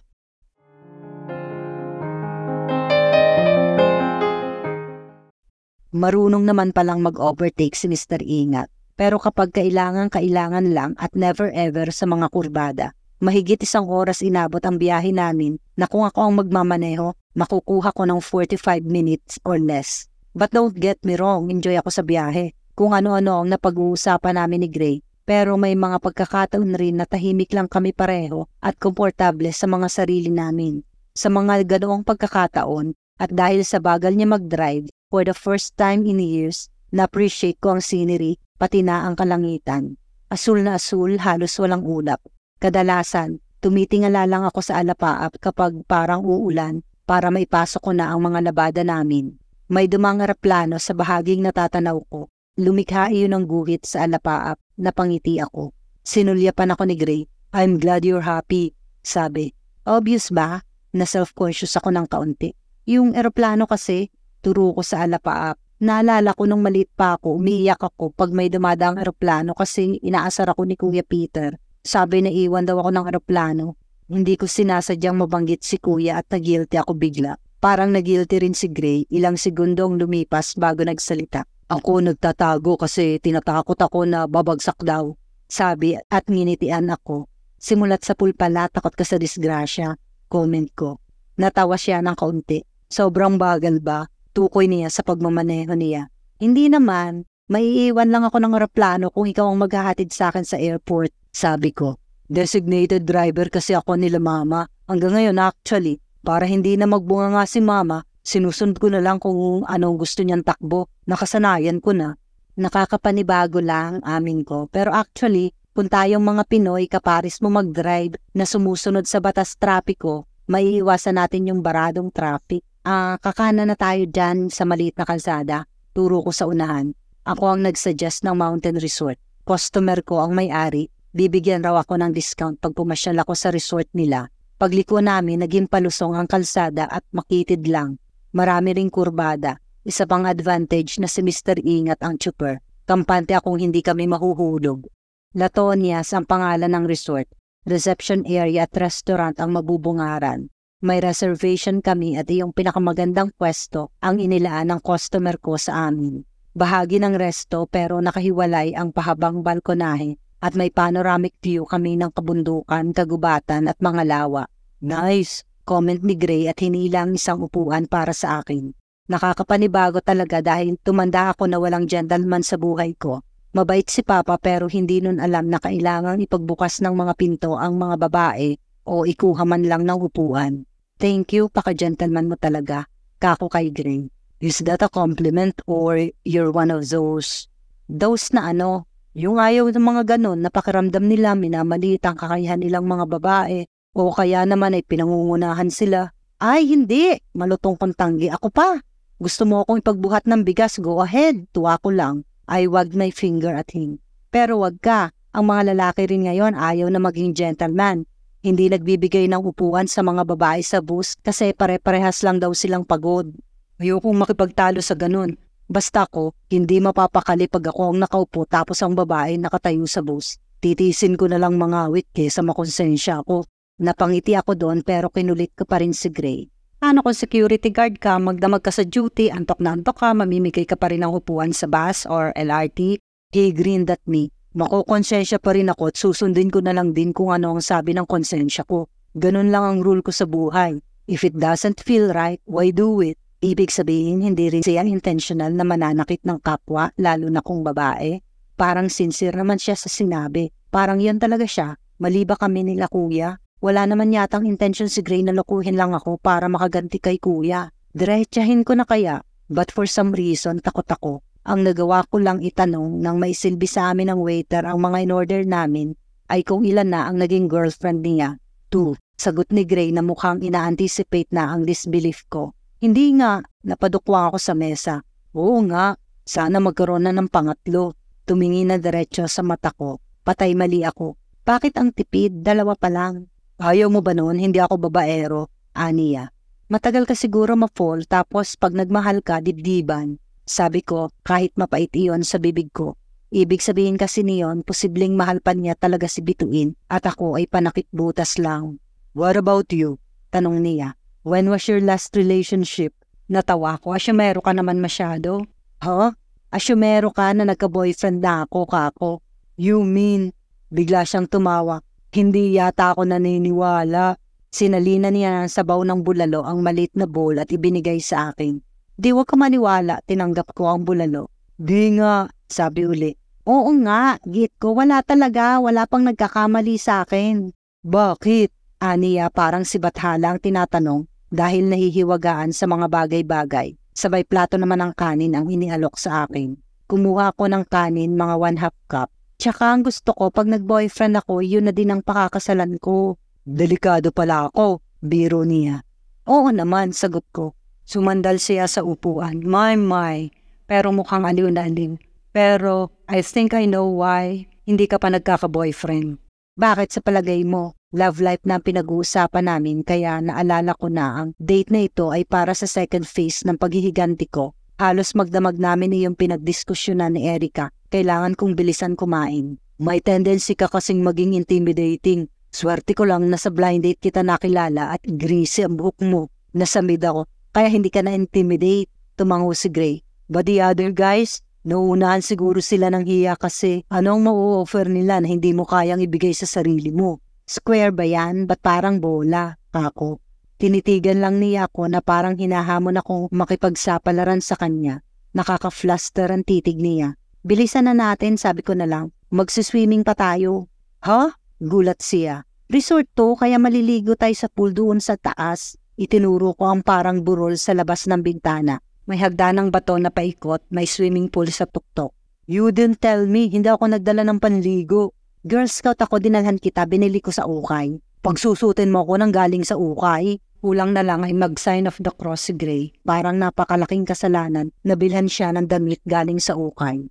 Pinakulon ko pa yun bago ko nilabhan, tsaka may chlorine naman ng tubig, patay ang mga germs. Bakit ganoon? Parang nakukonsensya ako bigla. Bakit nga ba sa ukay ko siya binilhan? May pambilin man ako ng bago.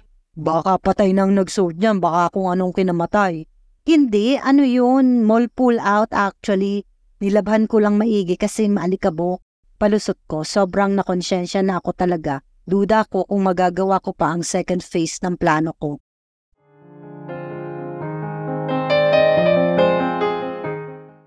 Board shorts na neon orange ang pinapasuot sa kanya ni Petit. Hindi mo ba naisip na isa lang ang underwear ko at suot ko yun? Sabi dito ni Gray habang nakatayo sila sa labas ng shower dressing room. Di wag ka na lang mag-briefs pag uwi, bali walang sagot ni Petit. Hindi makapaniwala si Gray. Linen pants to. Tukoy niya sa suot na pantalon, parang pajama at manipis. Bakit ka kasi nagpantalon ng ganyan? Paninisi ni Petit. Dahil sa resort ka mo tayo pupunta. Kaya linen pants, light long sleeves na polo at espadrilles ang get-up niya. O kaya nga, ba't hindi mo naisip magdala ng swimsuit? Sabi mo, kakain lang tayo. In-examine ni Gray ang shorts. Parang totoong ukay, hindi mall pull-out. Chinese character ang nasa etiketa. Mamasyal na lang kaya tayo sa ibang lugar. Suggestion niya. Suotin mo na lang ang pasang briefs mamaya. Giit ni Petit at pumasok na sa pambabahing dressing room. Walang nagawa si Gray kung hindi pumasok na rin sa kabilang dressing room at magpalit. Medyo pikon siya. Sana talaga sinabi ni Petit na may balak itong maligo. Ang daming oras para sabihin niya sa kanya. Kinakalampag na siya ni Petit sa dressing room. Gray, tapos ka na ba? Binuksan niya ang pinto at nakalimutan niya na pikon siya. Nakatupis swimsuit si Petit, aquamarine ang kulay. Parang gym bra naman ang pang-itaas, mas manipis lang ang straps at boy leg style ang pang-ibaba. A very modest two-piece, pero ang katawan ni Petit hindi modest. She looked fit and toned, pero hindi kapares ng mga fitness influencers na matitigas ang muscles. Pang-commercial ng mga alak ang katawan ni Petit at kadalasan ay nakatago sa t-shirt at jeans. Pero ngayon, nakatambad kay Gray ang kurba ng baywang at balakang ng babae, ang mahahabang legs, long, shapely, idagdag pang makinis. Hindi mapigilan ni Gray ang mapa. Wow! Chapter 8. Nasyak ako sa tubig paglusong ko. Napakalamig. Hindi pala galing sa hot spring kahit nasa Laguna kami at halos kadikit ng Los Baños. At dahil siguro sa lamig, tumilapon ang naipon kong tapang at nagdalawang isip kung itutuloy ko pa ang plano ko. Parang di ko yata kaya. Pero na-anticipate naman ni Erica ang ganito. Sigurado raw nakakabahan ako at kapag nangyari yun, ihalintulad ko na lang daw sa negosyo ang gagawin ko. Kikita ko ng limpak-limpak, walang pagkalugi. Lamig, nayakap ni Gray ang sarili. Akala ko ba mainit ang tubig? Lumapit ito ng 2 hakbang sa akin.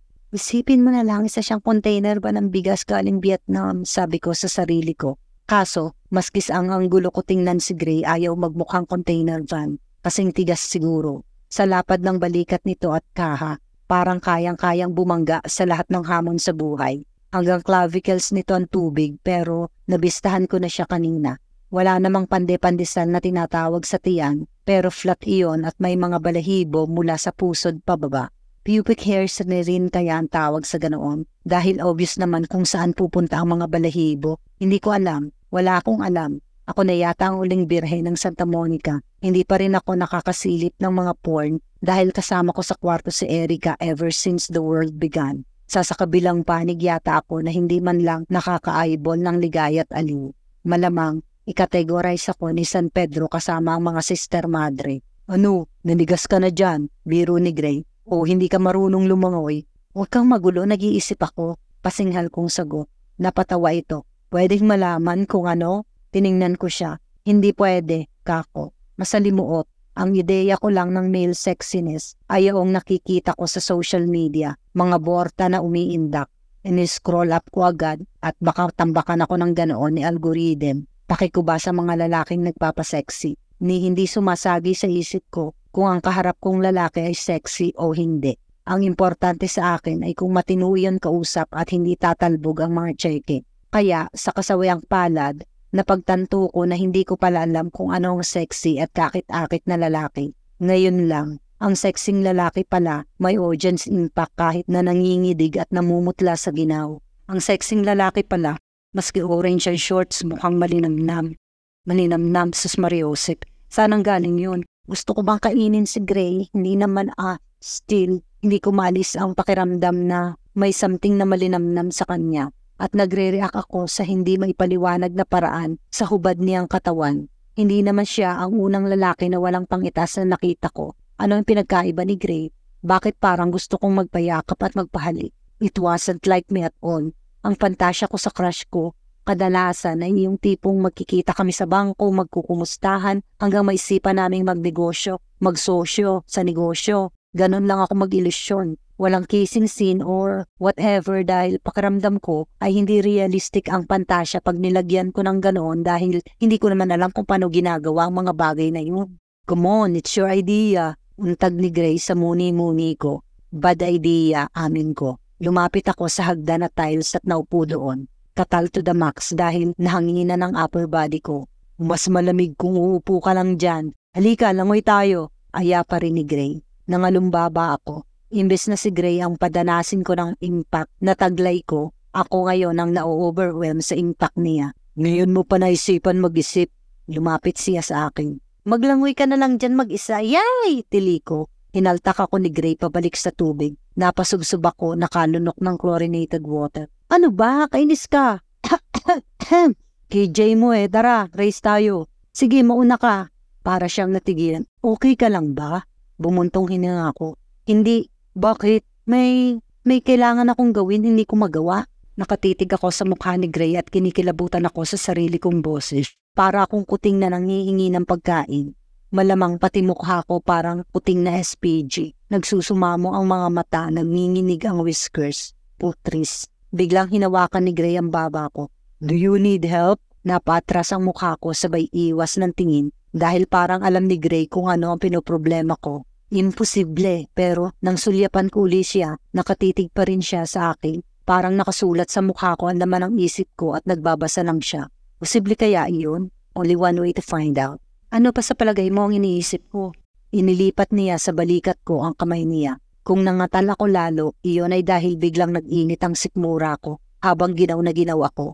You want to be kissed? Saad ni Gray, wala man lang abiso, walang pasakali. Napamulagat ako. Alam nga ni Gray, imposible. Nagsalita ba ako ng malakas kaninang nag-iisip ako? Nagpatuloy pa si Gray. Alam mo ba kung anong iniisip ko sa'yo bago ito? Aniya, mababa lang ang boses parang bulong na diretsyo sa eardrum ko at nagpatayo sa mga balahibong pusa ko sa paligid ng tenga. Umiling ako. Very cold outside pero very hot inside ang pakiramdam ko. Nahahypothermia na yata ako at lalo pa akong nataranta ng tila aling-naling si Gray sa balikat ko. At naisipang mag-drawing doon ng bilog-bilog sa pamamagitan ng hinlalaki niya. I've always thought you'd be a good poker player. Mahirap kang basahin. With other people, we can read between the lines or hear what's unsaid. Ikaw, mahirap. Too much lines, so many words. Parang ayaw mong bigyan ng chance ang kaharap mo na mag-isip at kilalanin ka. Ang tangi kong naitugon. Hindi na kasi bilog ang dinodrawing ni Gray sa balikat ko. Number 8 na nakahiga. Infinity sign. But now, sabihin na lang natin na nagulat ako. Sabi pa ni Gray, suddenly, you're transparent. I could see through you. Determinado ka kanina para kang may mahalagang misyon. Pero paglusong mo dito sa pool, nawala yung intensity sa expression mo. Nagtaka ko at naisip ko itong lakad natin. Ikaw ang nagsuggest nitong lugar, may dala kang swimsuit, towel, plinano mo to. But for some reason, hindi mo ako sinabihan. Imposibleng nakalimutan mo lang. Hindi ganun ang pagkakakilala ko sa iyo. Detalyado kang tao at mabusisi maski sa maliliit na bagay. Sinadya mong hindi ako sabihan na maliligo tayo para maybe to catch me by surprise when you jump me. He grinned. Katalampang ako. Jump you? Lulundagin kita? Mas lumuwang pa ang ngisi nito. That's the plan, isn't it?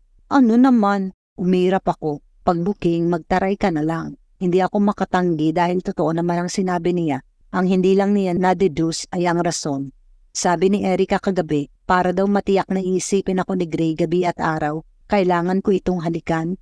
Pagkatapos ay aasta akong baliwala lamang ang lahat. Panghulangin ko raw ito, ibitin sa balag ng alanganin. Effective raw iyon, wala daw lalaking natatahimik pagkatapos ng ganoon. Iyon ang phase 2 ng aming plano. Malay ko ba na mawiwid lang ang lahat sa akin dahil sa kamatsuhan ni Gray at ngayon gusto ko pa rin siyang halikan pero hindi para parusahan. Gusto ko lang talaga. I'd surely love to kiss you. Sabi ni Gray, hinaplos pa ang pisngi ko. But not here, not now.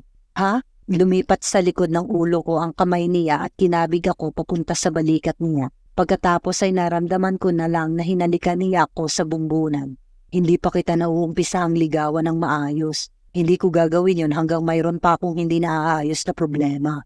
Sa hindi ko may paliwanag na dahilan, nangilid ang luha ko sa ginawa niya at sinabi, parang masyadong loving, gentle, tender. Kumalas na lang ako sa kanya at inilubog ang ulo ko sa tubig para hindi mahalata na napaluha ako ng kaunti. There's something I need to tell you, Petit, sabi ni Gray paglitaw ng ulo ko. Hindi ako tumingin sa kanya. Parang nahuhulaan ko na ang sasabihin niya tungkol kay Bituin at hindi ko maitago ang inis ko. Ayokong marinig kung gaano niya kamahal si Bituin at kung gaano kasakit ang pagtataksil niyon. Saka na lang umuwi na tayo. Nilangoy aso ko ang hagdan at mabilis akong umahon. Dali-dali na rin akong nag-shower at nagbihis. Hinintay ko na lang si Grace sa recliner sa gilid ng swimming pool. Akala ko sandali lang rin siya sa shower. Mali. Sa tagal niyang maligo, naglibot-libot na ako sa resort. Nagalugad ko na ang kanilang hydroponics vegetable garden. Nag-trekking na rin ako saglit sa kakahuyan. Sa parking area na ako naghintay ng 10 pang minuto. Hay, bati ni Gray nang sumulpot. Hinahanap kita sa loob, sabi pa at parang nagtaka. Nag-shower ka na ba? Kaninang-kanina pa, sagot ko. Hindi kasi basa ang buhok mo, sabi niya. Kasi nga kaninang-kanina pa, nigil na ako sa inis. Paano ka ba mag-shower at pagkatagal-tagal? Usal niya parang napahiya. Sorry, wala kasi akong dalang toiletries. Nagpabili pa ako doon sa janitor. Hindi ko alam kung paano pa iikutin ang mga mata ko. Really? Sana kinalampag mo ako at nanghiram ka sa akin ng sabon. May liquid soap ako o kaya sana nagbanlaw ka na lang at sa inyo ka naligo ng wagas. Parang napaisip ng matindi si Gray. May liquid soap ka, sabi. Oo nga, may bar soap ka rin. Oo, nagsabi ka kasi dapat para hindi namuti ang mata ko dito kakahantay. Battle mode na ako. Malumanay namang sumagot si Gray. Hindi mo naisip na ipahiram sa akin ng liquid soap? Total may iba ka pa namang sabon? Hindi sana ako natagalan maghintay kay Manong, di ba? At ang isa pang rason kung bakit ako matagal is wala rin akong tuwalya. Tinuyo ko ang sarili ko ng paper towels tapos dumikit sa akin ang mga fibers. Kailangan ko pang pagpagin. Itinas ko ang palad ko. Tama na, ginagaslight mo lang ako. Napataas na rin ang boses ni Gray. How is that gaslighting? Pwede ka namang hindi magsabon. Ganon na lang ang iling ni Gray. Makati sa balat ang chlorinated water ng pool. Nilabhan ko bang briefs ko para mahugasan ng chlorine bago ko suot? Sa itim mong yan, sensitive ang balat mo. Banat ko. Porke may itim, hindi na pwedeng maging sensitive. Banat naman niya. Wala na akong maikatwiran. Tiningnan ko siya ng mataman. Alam mo, parang hindi naman tayo magkakasundo. Mabuti pa, wag na tayong magkita. Ang lakas ng ni Gray. Seryoso ka? Mainit lang yata ang ulo mo. Gusto mo bang magmerienda? Tara muna uli sa loob. Seryoso ako, tapusin na natin to habang maaga pa. Ihatid mo na ako. Chapter 9. Hep. Awat agad ni Mama sa akin nang akmang sasagutin ko ang tumatawag sa cellphone. Si Gray. Bawal sagutin yan. Angat ang puwit ni Mama sa pagdukwang sa mesa namin. Parang gusto akong itakil papunta sa sahig. Dinampot ko pa rin ang cellphone ko. Si Erica naman nakatabi ko sa mesa ang umangal, hinablot ang braso ko. Bawal nga tigas ng kulit mo. Hindi ko naman sasagutin sigaw ko na. Papatayin ko lang kasi naririndi na ako. At naaawa na rin ako kay Gray. Kagabi pa tawag ng tawag at text ng text at chat ng chat. Kung papatayin ko ang cellphone, at least hindi na yun tatawag.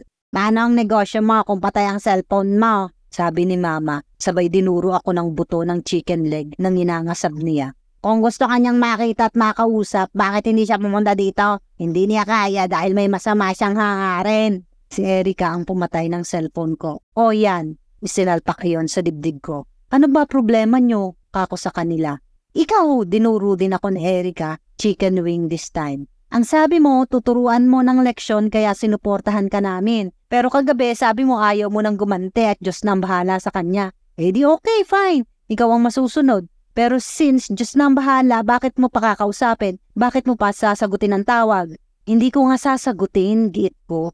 Gusto ko rin silang duruin ng buto ng manok pero half chicken lang in-order namin kay Andox at inunahan ako ni na Mama sa yummy parts. Breast part na lang ang natira sa akin. Aw, si Mama tumasang kilay na drawing ang kalahati. Parang hindi kita kilala, Patuya pa nitong wika. Naisip mo pa lang, alam ko na.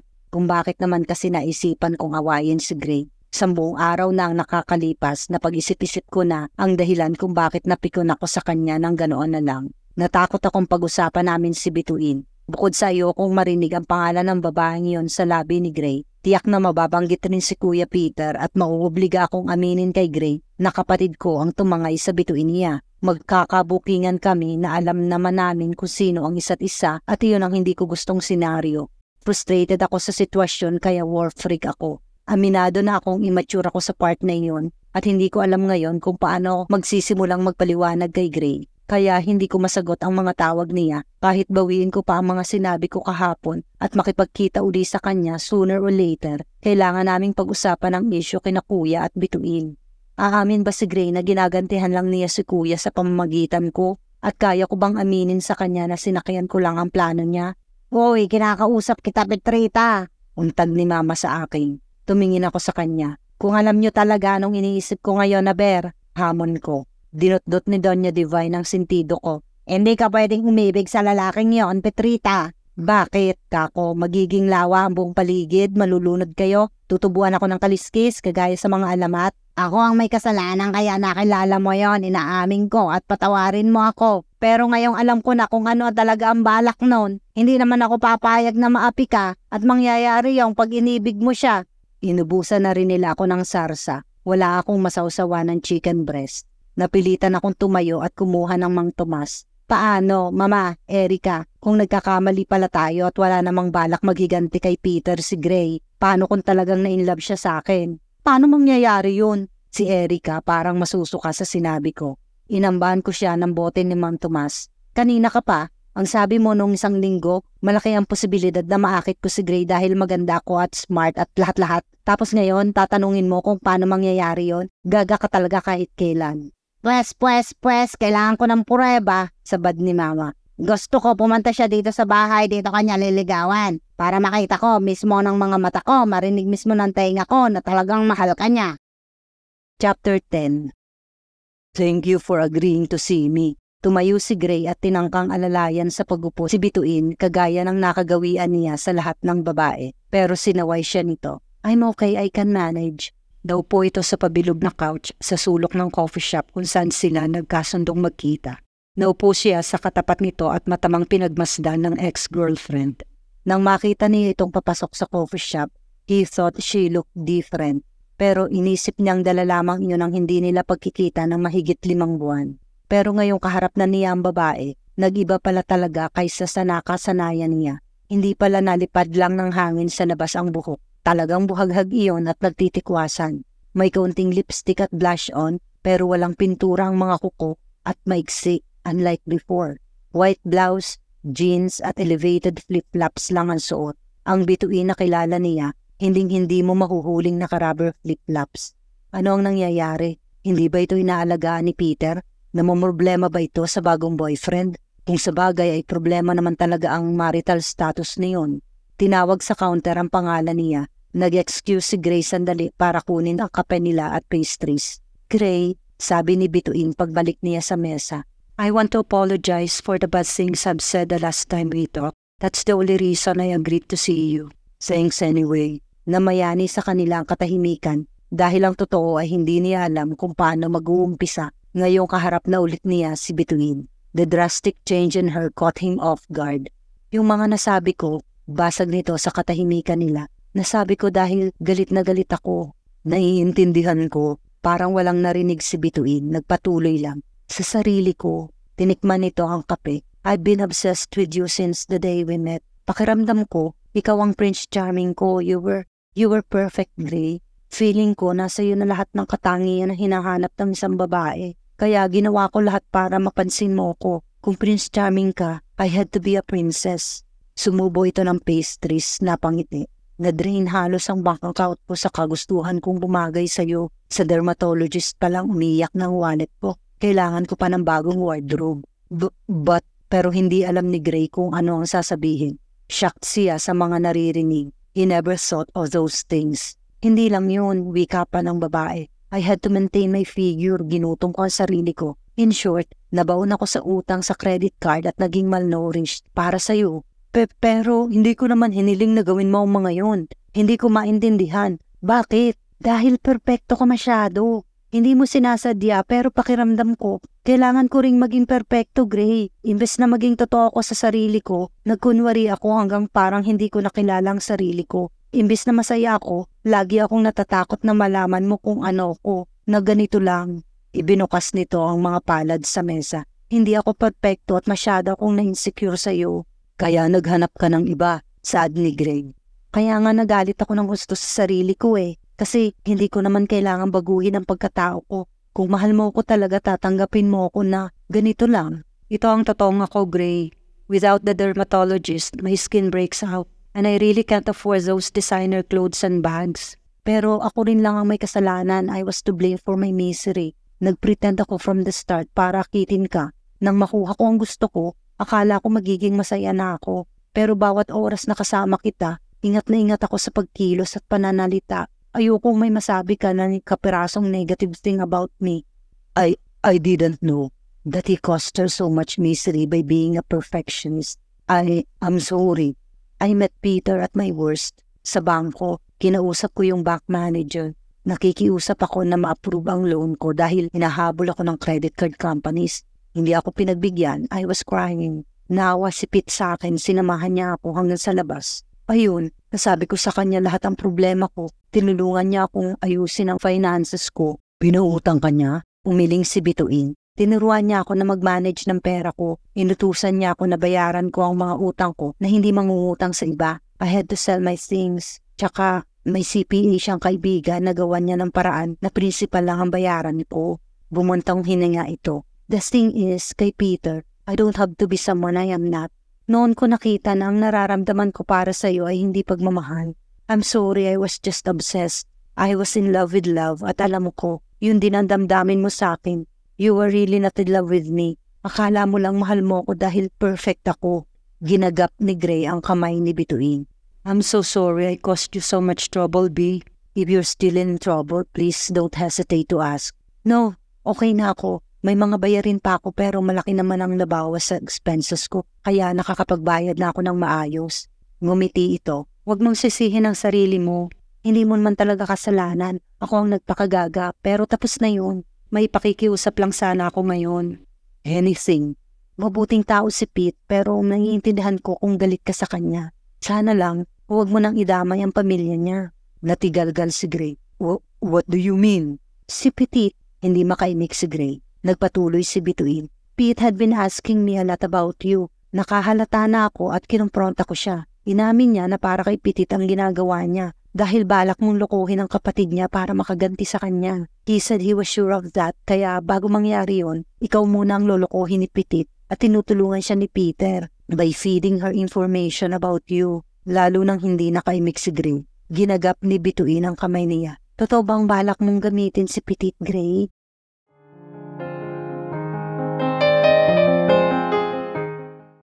Para akong pinagsakluban ng langit at lupa. May pinanggalingan pala talaga ang kawikaang iyon, may pakiramdam talagang ganoon. Nang makita ko na magka-holding hands sa loob ng coffee shop sina Gray at Bituin, pakiramdam ko ay lumitang mundo, sumikip ang dibdib ko at dumilim ang paligid. Hindi ko na nagawang bumaba ng kotse. Mabuti na lang at malinaw ang salamin ng coffee shop. Kung nagkataon, papasok pa ako sa coffee shop at doon sa loob magmumukhang tanga. Iniatras ko ang kotse at itinodo ang aircon. Pinapawisan ako at parang ang hirap huminga. Pero hindi nagtagal, nilamig naman ako ng gusto. Ibinilik ko sa dati ang temperature at hinamig ang sarili ko. Bakit ba ako naririto? Dahil naisip ko na mas maganda kung kakausapin ko ng harapan si Gray. Kaya imbes na tawagan ito, pinuntahan ko na lang sa Best Vet. Pero wala ito doon. Nasa coffee shop daw, sabi ng tindera. Na-excite pa ako dahil kung ako ang tatanungin, memorable sa amin ni Gray ang coffee shop. Perfect venue sa pag-uusap namin. Hindi naman binanggit ng tindera na kasama ni Gray si Bituin. Siguro ay hindi alam. Ano man ang rason, hindi na importante. Alam ko na ang totoo. Si Bituin pa rin ang mahal ni Gray, ginagamit lang ako. Isang katotohanan na dapat ay hindi ko kinalimutan. Ang tanga ko, sabi ko sa loob ng kotse. Mas tama ang nauna kong desisyon na tapusin na ang ugnayan namin ni Gray, pero ako rin ang sumuko. Alam na alam ko naman ang pakay ni Gray sa akin. Sukat akalain nung pinili ko pang magpauto. Dahil ko pa ang pumatol sa networking scam. Dahil ko pa ang nagpauto sa mga budol-budol. At least ngayon, alam ko na ang pakiramdam ng mga nabudol. Hindi pala sapat na alam kong niloloko ako dahil pwede pa rin palang magbago iyon. Depende na sa convincing power ng budol-budol. At sobrang convincing ang power ni Gray. Huminga ako ng malalim. Okay lang ako. Hindi pera ang natangay sa akin. Hindi pera. Hindi ako nalugi. Hindi ako okay. Hinagpis ko. Lugi ako. Sana inutangan mo na lang ako, Gray. Sana pera na lang ang tinangay mo. Hayop ka. Nananahimik ako sa piling ng mga denorado. Tumatawa ako habang mangyak-ngyak. Napakanaki kong gaga. Dapat sa akin dinidisplay sa plaza at pinagtatawanan para hindi pa marisan. Akala ko ay napakatalino ko, napakawais. Hindi pala dahil kung wais ako, dapat noon pa nag-practice na ako at naghanda sa pakikipagrelasyon nang hindi ako naloloko. Kaso, dinedma ko ang romance at love life tuloy. Nang tinamaan ako ng pag-ibig, mas luka-luka pa ako kay Sisa. Pinandar ko ng kotse at bumalik ako sa tindahan. Ate, salubong sa akin ni Ona. Bakit para kang pinagsakluban ng langit at lupa? Pinalis ko ito. Tumabi ka dyan, ako dyan. Tukoy ko sa stool sa sulok, katabi ng patas ng mga sako ng bigas. Naupo ako sa stool, tumitig sa wala. Bakit te? Bulong ni Ona, nakamulagat sa akin. Huwag kang magulo, iiyak ako, malapit na, pigilan mo ko. Tumulo na aniya, itinuro ang mata ko. Chapter 11. One day at a time, sabi ng mga recovering addicts. Applicable din pala yon sa mga sawi at kamag-anak yata ng pagkasawi ang pagka-philosophical. Baka isang uri yun ang defense mechanism, whatever. Ang mahalaga, naidaos ko ang 24 oras na nagdaang araw na hindi ako nakakagawa ng violence against myself and others. At ngayon, tapos na naman ang maghapon na maski hilahod na idaos ko rin. Ate, may text ka yata. Pukaw ni Ona sa muni-muni ko. Sarhan mo na yung gilid, mamaya na tong unahan, baka may bumili pa. Kinuha ko sa ibabaw ng mga sako ang bag ko. Indeed, marami na palang missed calls galing kay Gray. May mga chat pa. Ang sabi, pwede ba mangutang? May smiley. Ang kapal ng mukha mo? Bulyaw ko sa cellphone. Ate, napalinga sa akin si Ona. Tong lalaking to, niloko na ako't lahat-lahat. Gusto pa akong utangan. Kapal ng mukha? Mukha ba akong tangang-tanga? Anong balak niya? Gusto rin niyang pabagsakin ang kabuhayan ko? Nangungutang ate? Bakit daw? Malay ko, nising kong bulag, wala siyang mapapala sa akin, buwisit siya. Ibinabana ni Ona ang roll-up door. Di, lagyan mo ng interest ate para mabaon sa utang sa'yo. Pag hindi nakabayad, pakulong mo. No way, pag matigas ko. Pero after 3 seconds, napaisip ako ng malakas. Kung pautangin ko ng 50,000 na 10% ang interest monthly, parang may tama ka dyan, Ona. At pag nangungutang, dapat may collateral. Tatangu-tangu ako. Aha, At bago ko pa mapag-isipan ng maigi ang plano ko, nag-type na ako ng reply. How much? Nilagyan ko din ng smiley, baka sabihin naman ni Gray hindi ako friendly. Mas maliksi pa sa mga basurero pag Pasko ang reply ni Gray. Let's discuss it over coffee. I'm at the coffee shop. Iyon lang at isinilid ko sa bag ang cellphone at kinuha ang susi ng kotse. Magsara ka na Ona, uuna na ako. Huwag kang makikipag-usap sa hindi mo kilala, huwag kang titingin sa mata, bilin ko.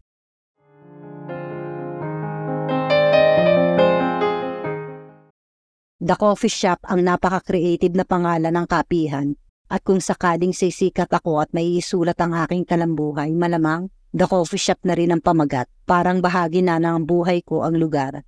Magtutuos tayo, Gray. Bulong ko pagtungtong ko sa entrance. Pinagbuksan ako ng security guard at pagpasok ko, nakita ko agad na kumakaway si Gray buhat sa sulok na mesa. Sa mesa kung saan ka-holding hands nito si Bituin noong isang araw. Talipandas talaga. Tumayo si Gray paglapit ko. Hi, I'm so glad you came. Hindi pa ako umorder kasi baka magalit ka pag in-order kita. Tara muna sa counter. Ikaw na lang, black lang ang sa akin. Black? Akala ko ba cappuccino ang favorite mo? Black ang gusto ko ngayon, paki mo. Naupo ako sa pabilog na couch. Okay, easy lang. I'll be right back. Parang kinindatan pa ako bago nagtungo sa counter. Inismiran ko ang likod nito. Pink na naman ang polo, black pants, shoes and belt. Mukhang gagraduate sa preschool, may award na best in manners. Pagbalik ni Gray sa mesa, may dala itong maliliit na chocolate bars. Pagtiyagaan mo muna, sabi. Hindi ako mahilig dyan, magkano ba utangin mo? At saan bang summit meeting ito dadalo at gano'n ang forma? Pati buhok patas na patas, tuwid na tuwid ang hati. Nagmamadali ka ba? Tanong niya imbes na sagutin ang tanong ko. Oo, mabilis kong sagot. Parang ginagataan sa jalapenos ang pakiramdam ko. Malinsangan. Nagpapawis ako ng malagkit kahit malamig sa coffee shop para din akong nakalulod ng hollow black. At kung ganoon ang epekto sa akin ni Gray, Hindi ko nga siguro dapat mahalin at baka mapaaga ako sa hukay. Imagine, nai-stress ako araw-araw. Relax, will you? Sabi niya. You look stiff. Bakit ka ba tense?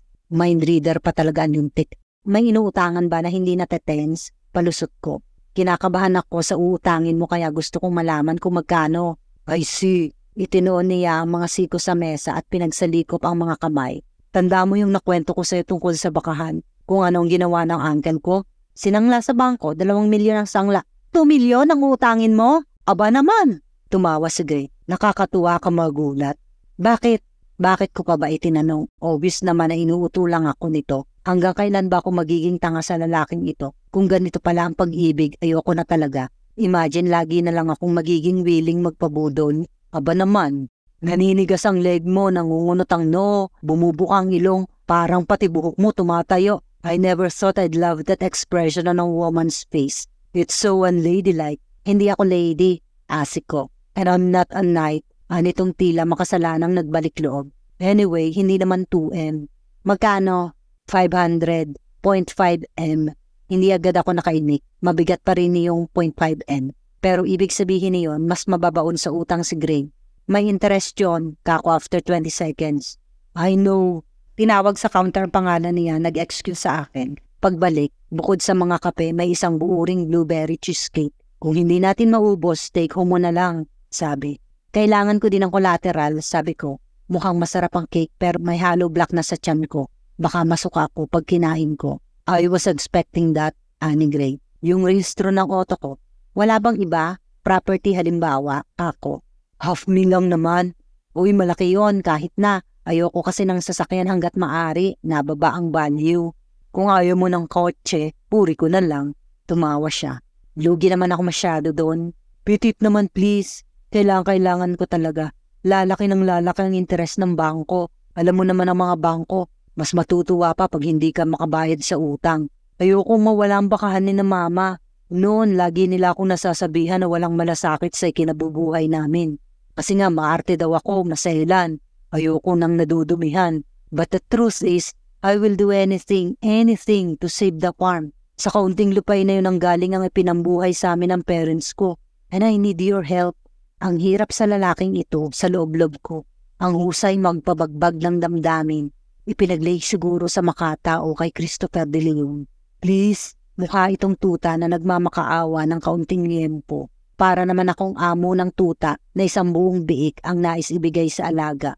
Malaking pera din yun ha, sabi ko. Pagsisilbihan kita kung gusto mo, I'm desperate, pitit. 10% ang interest, compounded. Saan ko? Oh, what? Atras ang leg ni Gray. That's not even legal. Isipin mo na lang sa 6 months magkano na ang magiging utang ko. Baka hindi na ako makabayad. Ayaw mo, wag mo. Petit naman, sa'yo ko lumapit kasi ang alam ko, reasonable ka. Basta yun ang term ko, compounded interest plus pagsisilbihan mo ko. Ang lupit mo, 3%, hindi compounded kasi illegal yun, pero pagsisilbihan pa rin kita. 10, period, tuldok. Kinuha ko sa bag ang checkbook, iwinagayway ko kay Gray. Take it or leave it. Napakamot ito sa patas na buhok, nagulo ng kaunti. Bangis mo kung hindi lang kita mahal. Na frozen sa ere ang checkbook ko. Biglang taas naman ang boses ko. Ano ka mo? Mahal mo ako? Ang kapal ng mukha mong sabihin yan, Gray. What did I do? Manloloko ka, sinungaling talipandas. Bitbit ko ang checkbook at bag, nag-walk out ako sa coffee shop. Wala akong pakialam sa mga patrons na nagbulungan at nanood sa amin. Petit, wait! Hinabol ako ni Gray at sa parking area na kami nagpang-abot. Wala, hindi kita pa uutangin, bahala ka sa buhay mo. Sigaw ko. Teka muna! Hinagip nito ang braso ko. Mag-usap muna tayo. Ano pa bang gusto mo, ha? I want. Tila nagkaroon ng confusion sa utak nito. Pero matapos ang ilang saglit, parang naliwanagan na hindi mawari. I want to be with you. Tumigil ito, parang nagulat sa sinabi. Pagkatapos ay tila, tinanggap ang katotohanan. For a long time. I want to be with you for a very long time. Ha? Ganon na lamang ang sigaw ko. Gusto mo akong pakasalan? Ang ibig mong sabihin, para ano? Para maging konjugal lahat ang ari-arian natin? Para pati utang mo sa akin, utang ko na rin sa sarili ko? Aba naman! I don't think it works that way. Wala akong pakialam, ayokong pakasal sa'yo, tapos. I'm not asking you to marry me. Hindi naman ako nagmamadali. Gusto ko lang makasama ka, maging tayo. Sabi nito, I'm still trying to figure out if it's you I really want to grow old with. At bakit naman hindi? Huli na para mabawi ko ang sinabi ko. Napangiti si Gray. You are the most imperfect person I've ever met. Sa standards ko, wala ka namang na-meet maski isa. Hindi kasali yung mga ikinilos mo dati dahil peke naman pala yun. Pinasakay mo lang ako na pareho tayo ng mga gusto para isipin ko na compatible tayo. Hindi pala tayo compatible. We have nothing in common. Nangunot ang ilong ko at nguso. Paano mo nalaman? Sinabi ni Peter kay Bituin. Inamin sa akin ni B the other day, dyan din sa coffee shop. Nagkausap kami finally. Iyong tagpong natagpuan ko. Wala naman palang mali siya. Bakit kasi magkahawak kamay? Ano naman ang masama sa hawak kamay? Ang magkakaibigan at magkakamag-anak naghahawak kamay rin. Nagpadala agad ako sa nakita ko. Hindi ko man lang inisip ang panig ni Gray. Anak pala talaga ako ni Doña Divine. Mahilig mag-conclude at feeling tama lagi ang konklusyon. Gayunpaman, hindi na ako magpapauto ever. Peke ka rin naman sabi ko. Kaya maglimutan na tayo. Pinisil ko ang fog ng Honda ko. Teka, wala bang sinasabi sa'yo si Peter? Hinawakan uli ni Gray ang braso ko. Tungkol saan? Sinabi ko kay Bituin ang totoo. Nagpilit akong magkausap kami para hingi ng tulong niya na makausap ko ang kapatid mo. Pero hindi ko pa siya nakakausap kaya siguro hindi mo pa alam. Ewan ko sa'yo. Teka muna please, magpapaliwanag ako. May paliwanag ako sa lahat kung interesado ka. Interesado ba ako? Siyempre naman, tinamaan na nga Kumibot-kibot ang labi ko. Let's go back inside, aya ni Gray. Matapos kong gumawa doon ng eksena, pababalikin mo ako? Aba naman, oo, pwede. Anitong may kasamang tawa. Hinampas ko ito sa balikat. Huwag mo nga akong pagtawanan dyan. Nakakatawa ka Saan tayo mag-uusap? Saan mo gusto? Doon. Inginuso ko ang isang bakanteng espasyo sa parking area na may nakalagay na reserve. Nanguna na ako doon. Halatang napilitan lang sumunod si Gray. Dito tayo mag-uusap, okay ka lang. Naupo ako sa mababang concrete barrier iyong para hindi bumunggo sa pader ang mga sasakyan. Ayaw mo? Okay, you're the boss with a 0.5M. Naupo ito sa tabi ko. Para tayong construction workers na naghihintay ng service dito. Magpaliwanag ka na, nagkamot ako ng bukong-bukong. Hinila naman ni Gray ang itim niyang medyas. Binala kong gantihan si Peter sa pamamagitan mo pero hindi ko na ituloy dahil nagkagusto ko sa'yo. Tumayo ito, ipinagpag ang pantalon. Napatingala ako. Yun na yun, tapos na. Oh, tara na, malamok dito. Umasta siyang aabutin ang kamay ko. Can I have my check or checks now? Tanong sa akin. Teka muna, maupo ka muna dito, hinila ko ang kamay niya. Pero ako ang hinaltak niya patayo. Ano pa bang gusto mong paliwanag? Yun lang naman talaga ang nangyari. Dapat elaborate kasi, di ba? Maingat ka. Mabusisi ka rin sa mga bagay-bagay. Dapat ganun din ang explanation mo, detalyado. Sorry, I'm a new person now. Nangunot ang noo ko. Inakbayan na niya ako bago pa humingi ng permiso. Can I? Nakaakmay ka na I can. Anito. Hindi na ako perfectionist. Iniwasan ko na yun kasi nga, kahinaba-haba ng standards ko sa mamahalin, wala kang na-meet maski isa. Anong gagawin ko? Di gumawa na lang ako ng bagong standards. Pasok na ako sa bago? I made sure of that. Para walang conflict, para hindi na ako makonfuse kung bakit hulog na hulog ako sa'yo, nanokdabab ka naman. Sure ka? Parang namiss ko bigla ang aking broken heart. Saan napunta iyon? Oo, sabi ni Gray. Ano-ano ba yung bago mong standards? Dapat ang isang babae ay mukhang pera, atribida, bihirang magsuklay, may muta kahit hindi bagong gising, dapat din no boyfriend since birth, bago ang Honda, may nanay na chismosa, at higit sa lahat, may mga tindahan ng bigas, hindi ako magugutom. Sama mo naman, pinahid ko ang sulok ng mata ko. May muta nga, magpapautang ka na, untag ni Gray. May standards din kaya ako? Pasok ba ako dyan? Kung mahal mo ako at mahal kita, yun lang ang standards mo. Ikaw lang naman ang mahilig gumawa ng standards, ang pinag-uusapan lang naman, yung nararamdaman talaga. Hinapit niya ako palapit sa kanya. I think you're right. Ang dami ko talagang natututunan sa iyo, Pitit. Alam mo ba yun, ha? Ngayon, alam ko na, nasabi mo na Naglakad kami pabalik sa sasakyan ko. You taught me what love is. Paano nangyari yon? No boyfriend since birth nga ako. Love is perfect in its imperfection, so are you. Akala ko ba iniiwasan mo nang maging perfectionist? Yeah, but at times like this, tumingala ito. Tingnan mo ang mga tala. Bawat isa sa mga yan, mas malaki pa sa mundo. Meaning, the universe is really so huge. But we found each other. I found you. If it's not perfection, hindi ko na alam. Anong huge? Salit ng bayang to, magkikita at magkikita tayo, kako. Tumawa ng tumawa si Gray, tumigil lang ng batukan ko. Aray, bakit ba? Para kang timang, binuksan ko ng kotse. Paano? Chat na lang. Check ko, baka magkalimutan tayo. Lifetime ang service. Compounded pa kung gusto mo. Ang yakap magiging kiss. Ang kiss magiging madaming kisses. At ang madaming halik magiging everyday. Daily? Aba naman. Yumuko siya at hinalikan ako sa noo. Ingat ka. See you tomorrow. Bukas na din ang cheque para sure. Naupo ako sa harap ng manibela at isinuksok ang susi. Ingat ka din, huwag ka masyadong titingala, baka makalunok ka ng bulalakaw. Nakamasid at kumakaway sa akin si Gray habang papalayo ng kotse ko. Kalain mo yun, sabi ko sa manibela at diniinan ko ang busina. I'm in love and I'm so happy. Parang New Year. End. Hello, this is Rostan. I hope you like my story. Pasensyahan nyo na ang boses ko at sana nagustuhan nyo tong maiksing kwento. At don't forget to subscribe na rin para maging part kayo ng YouTube community namin. Thank you very much.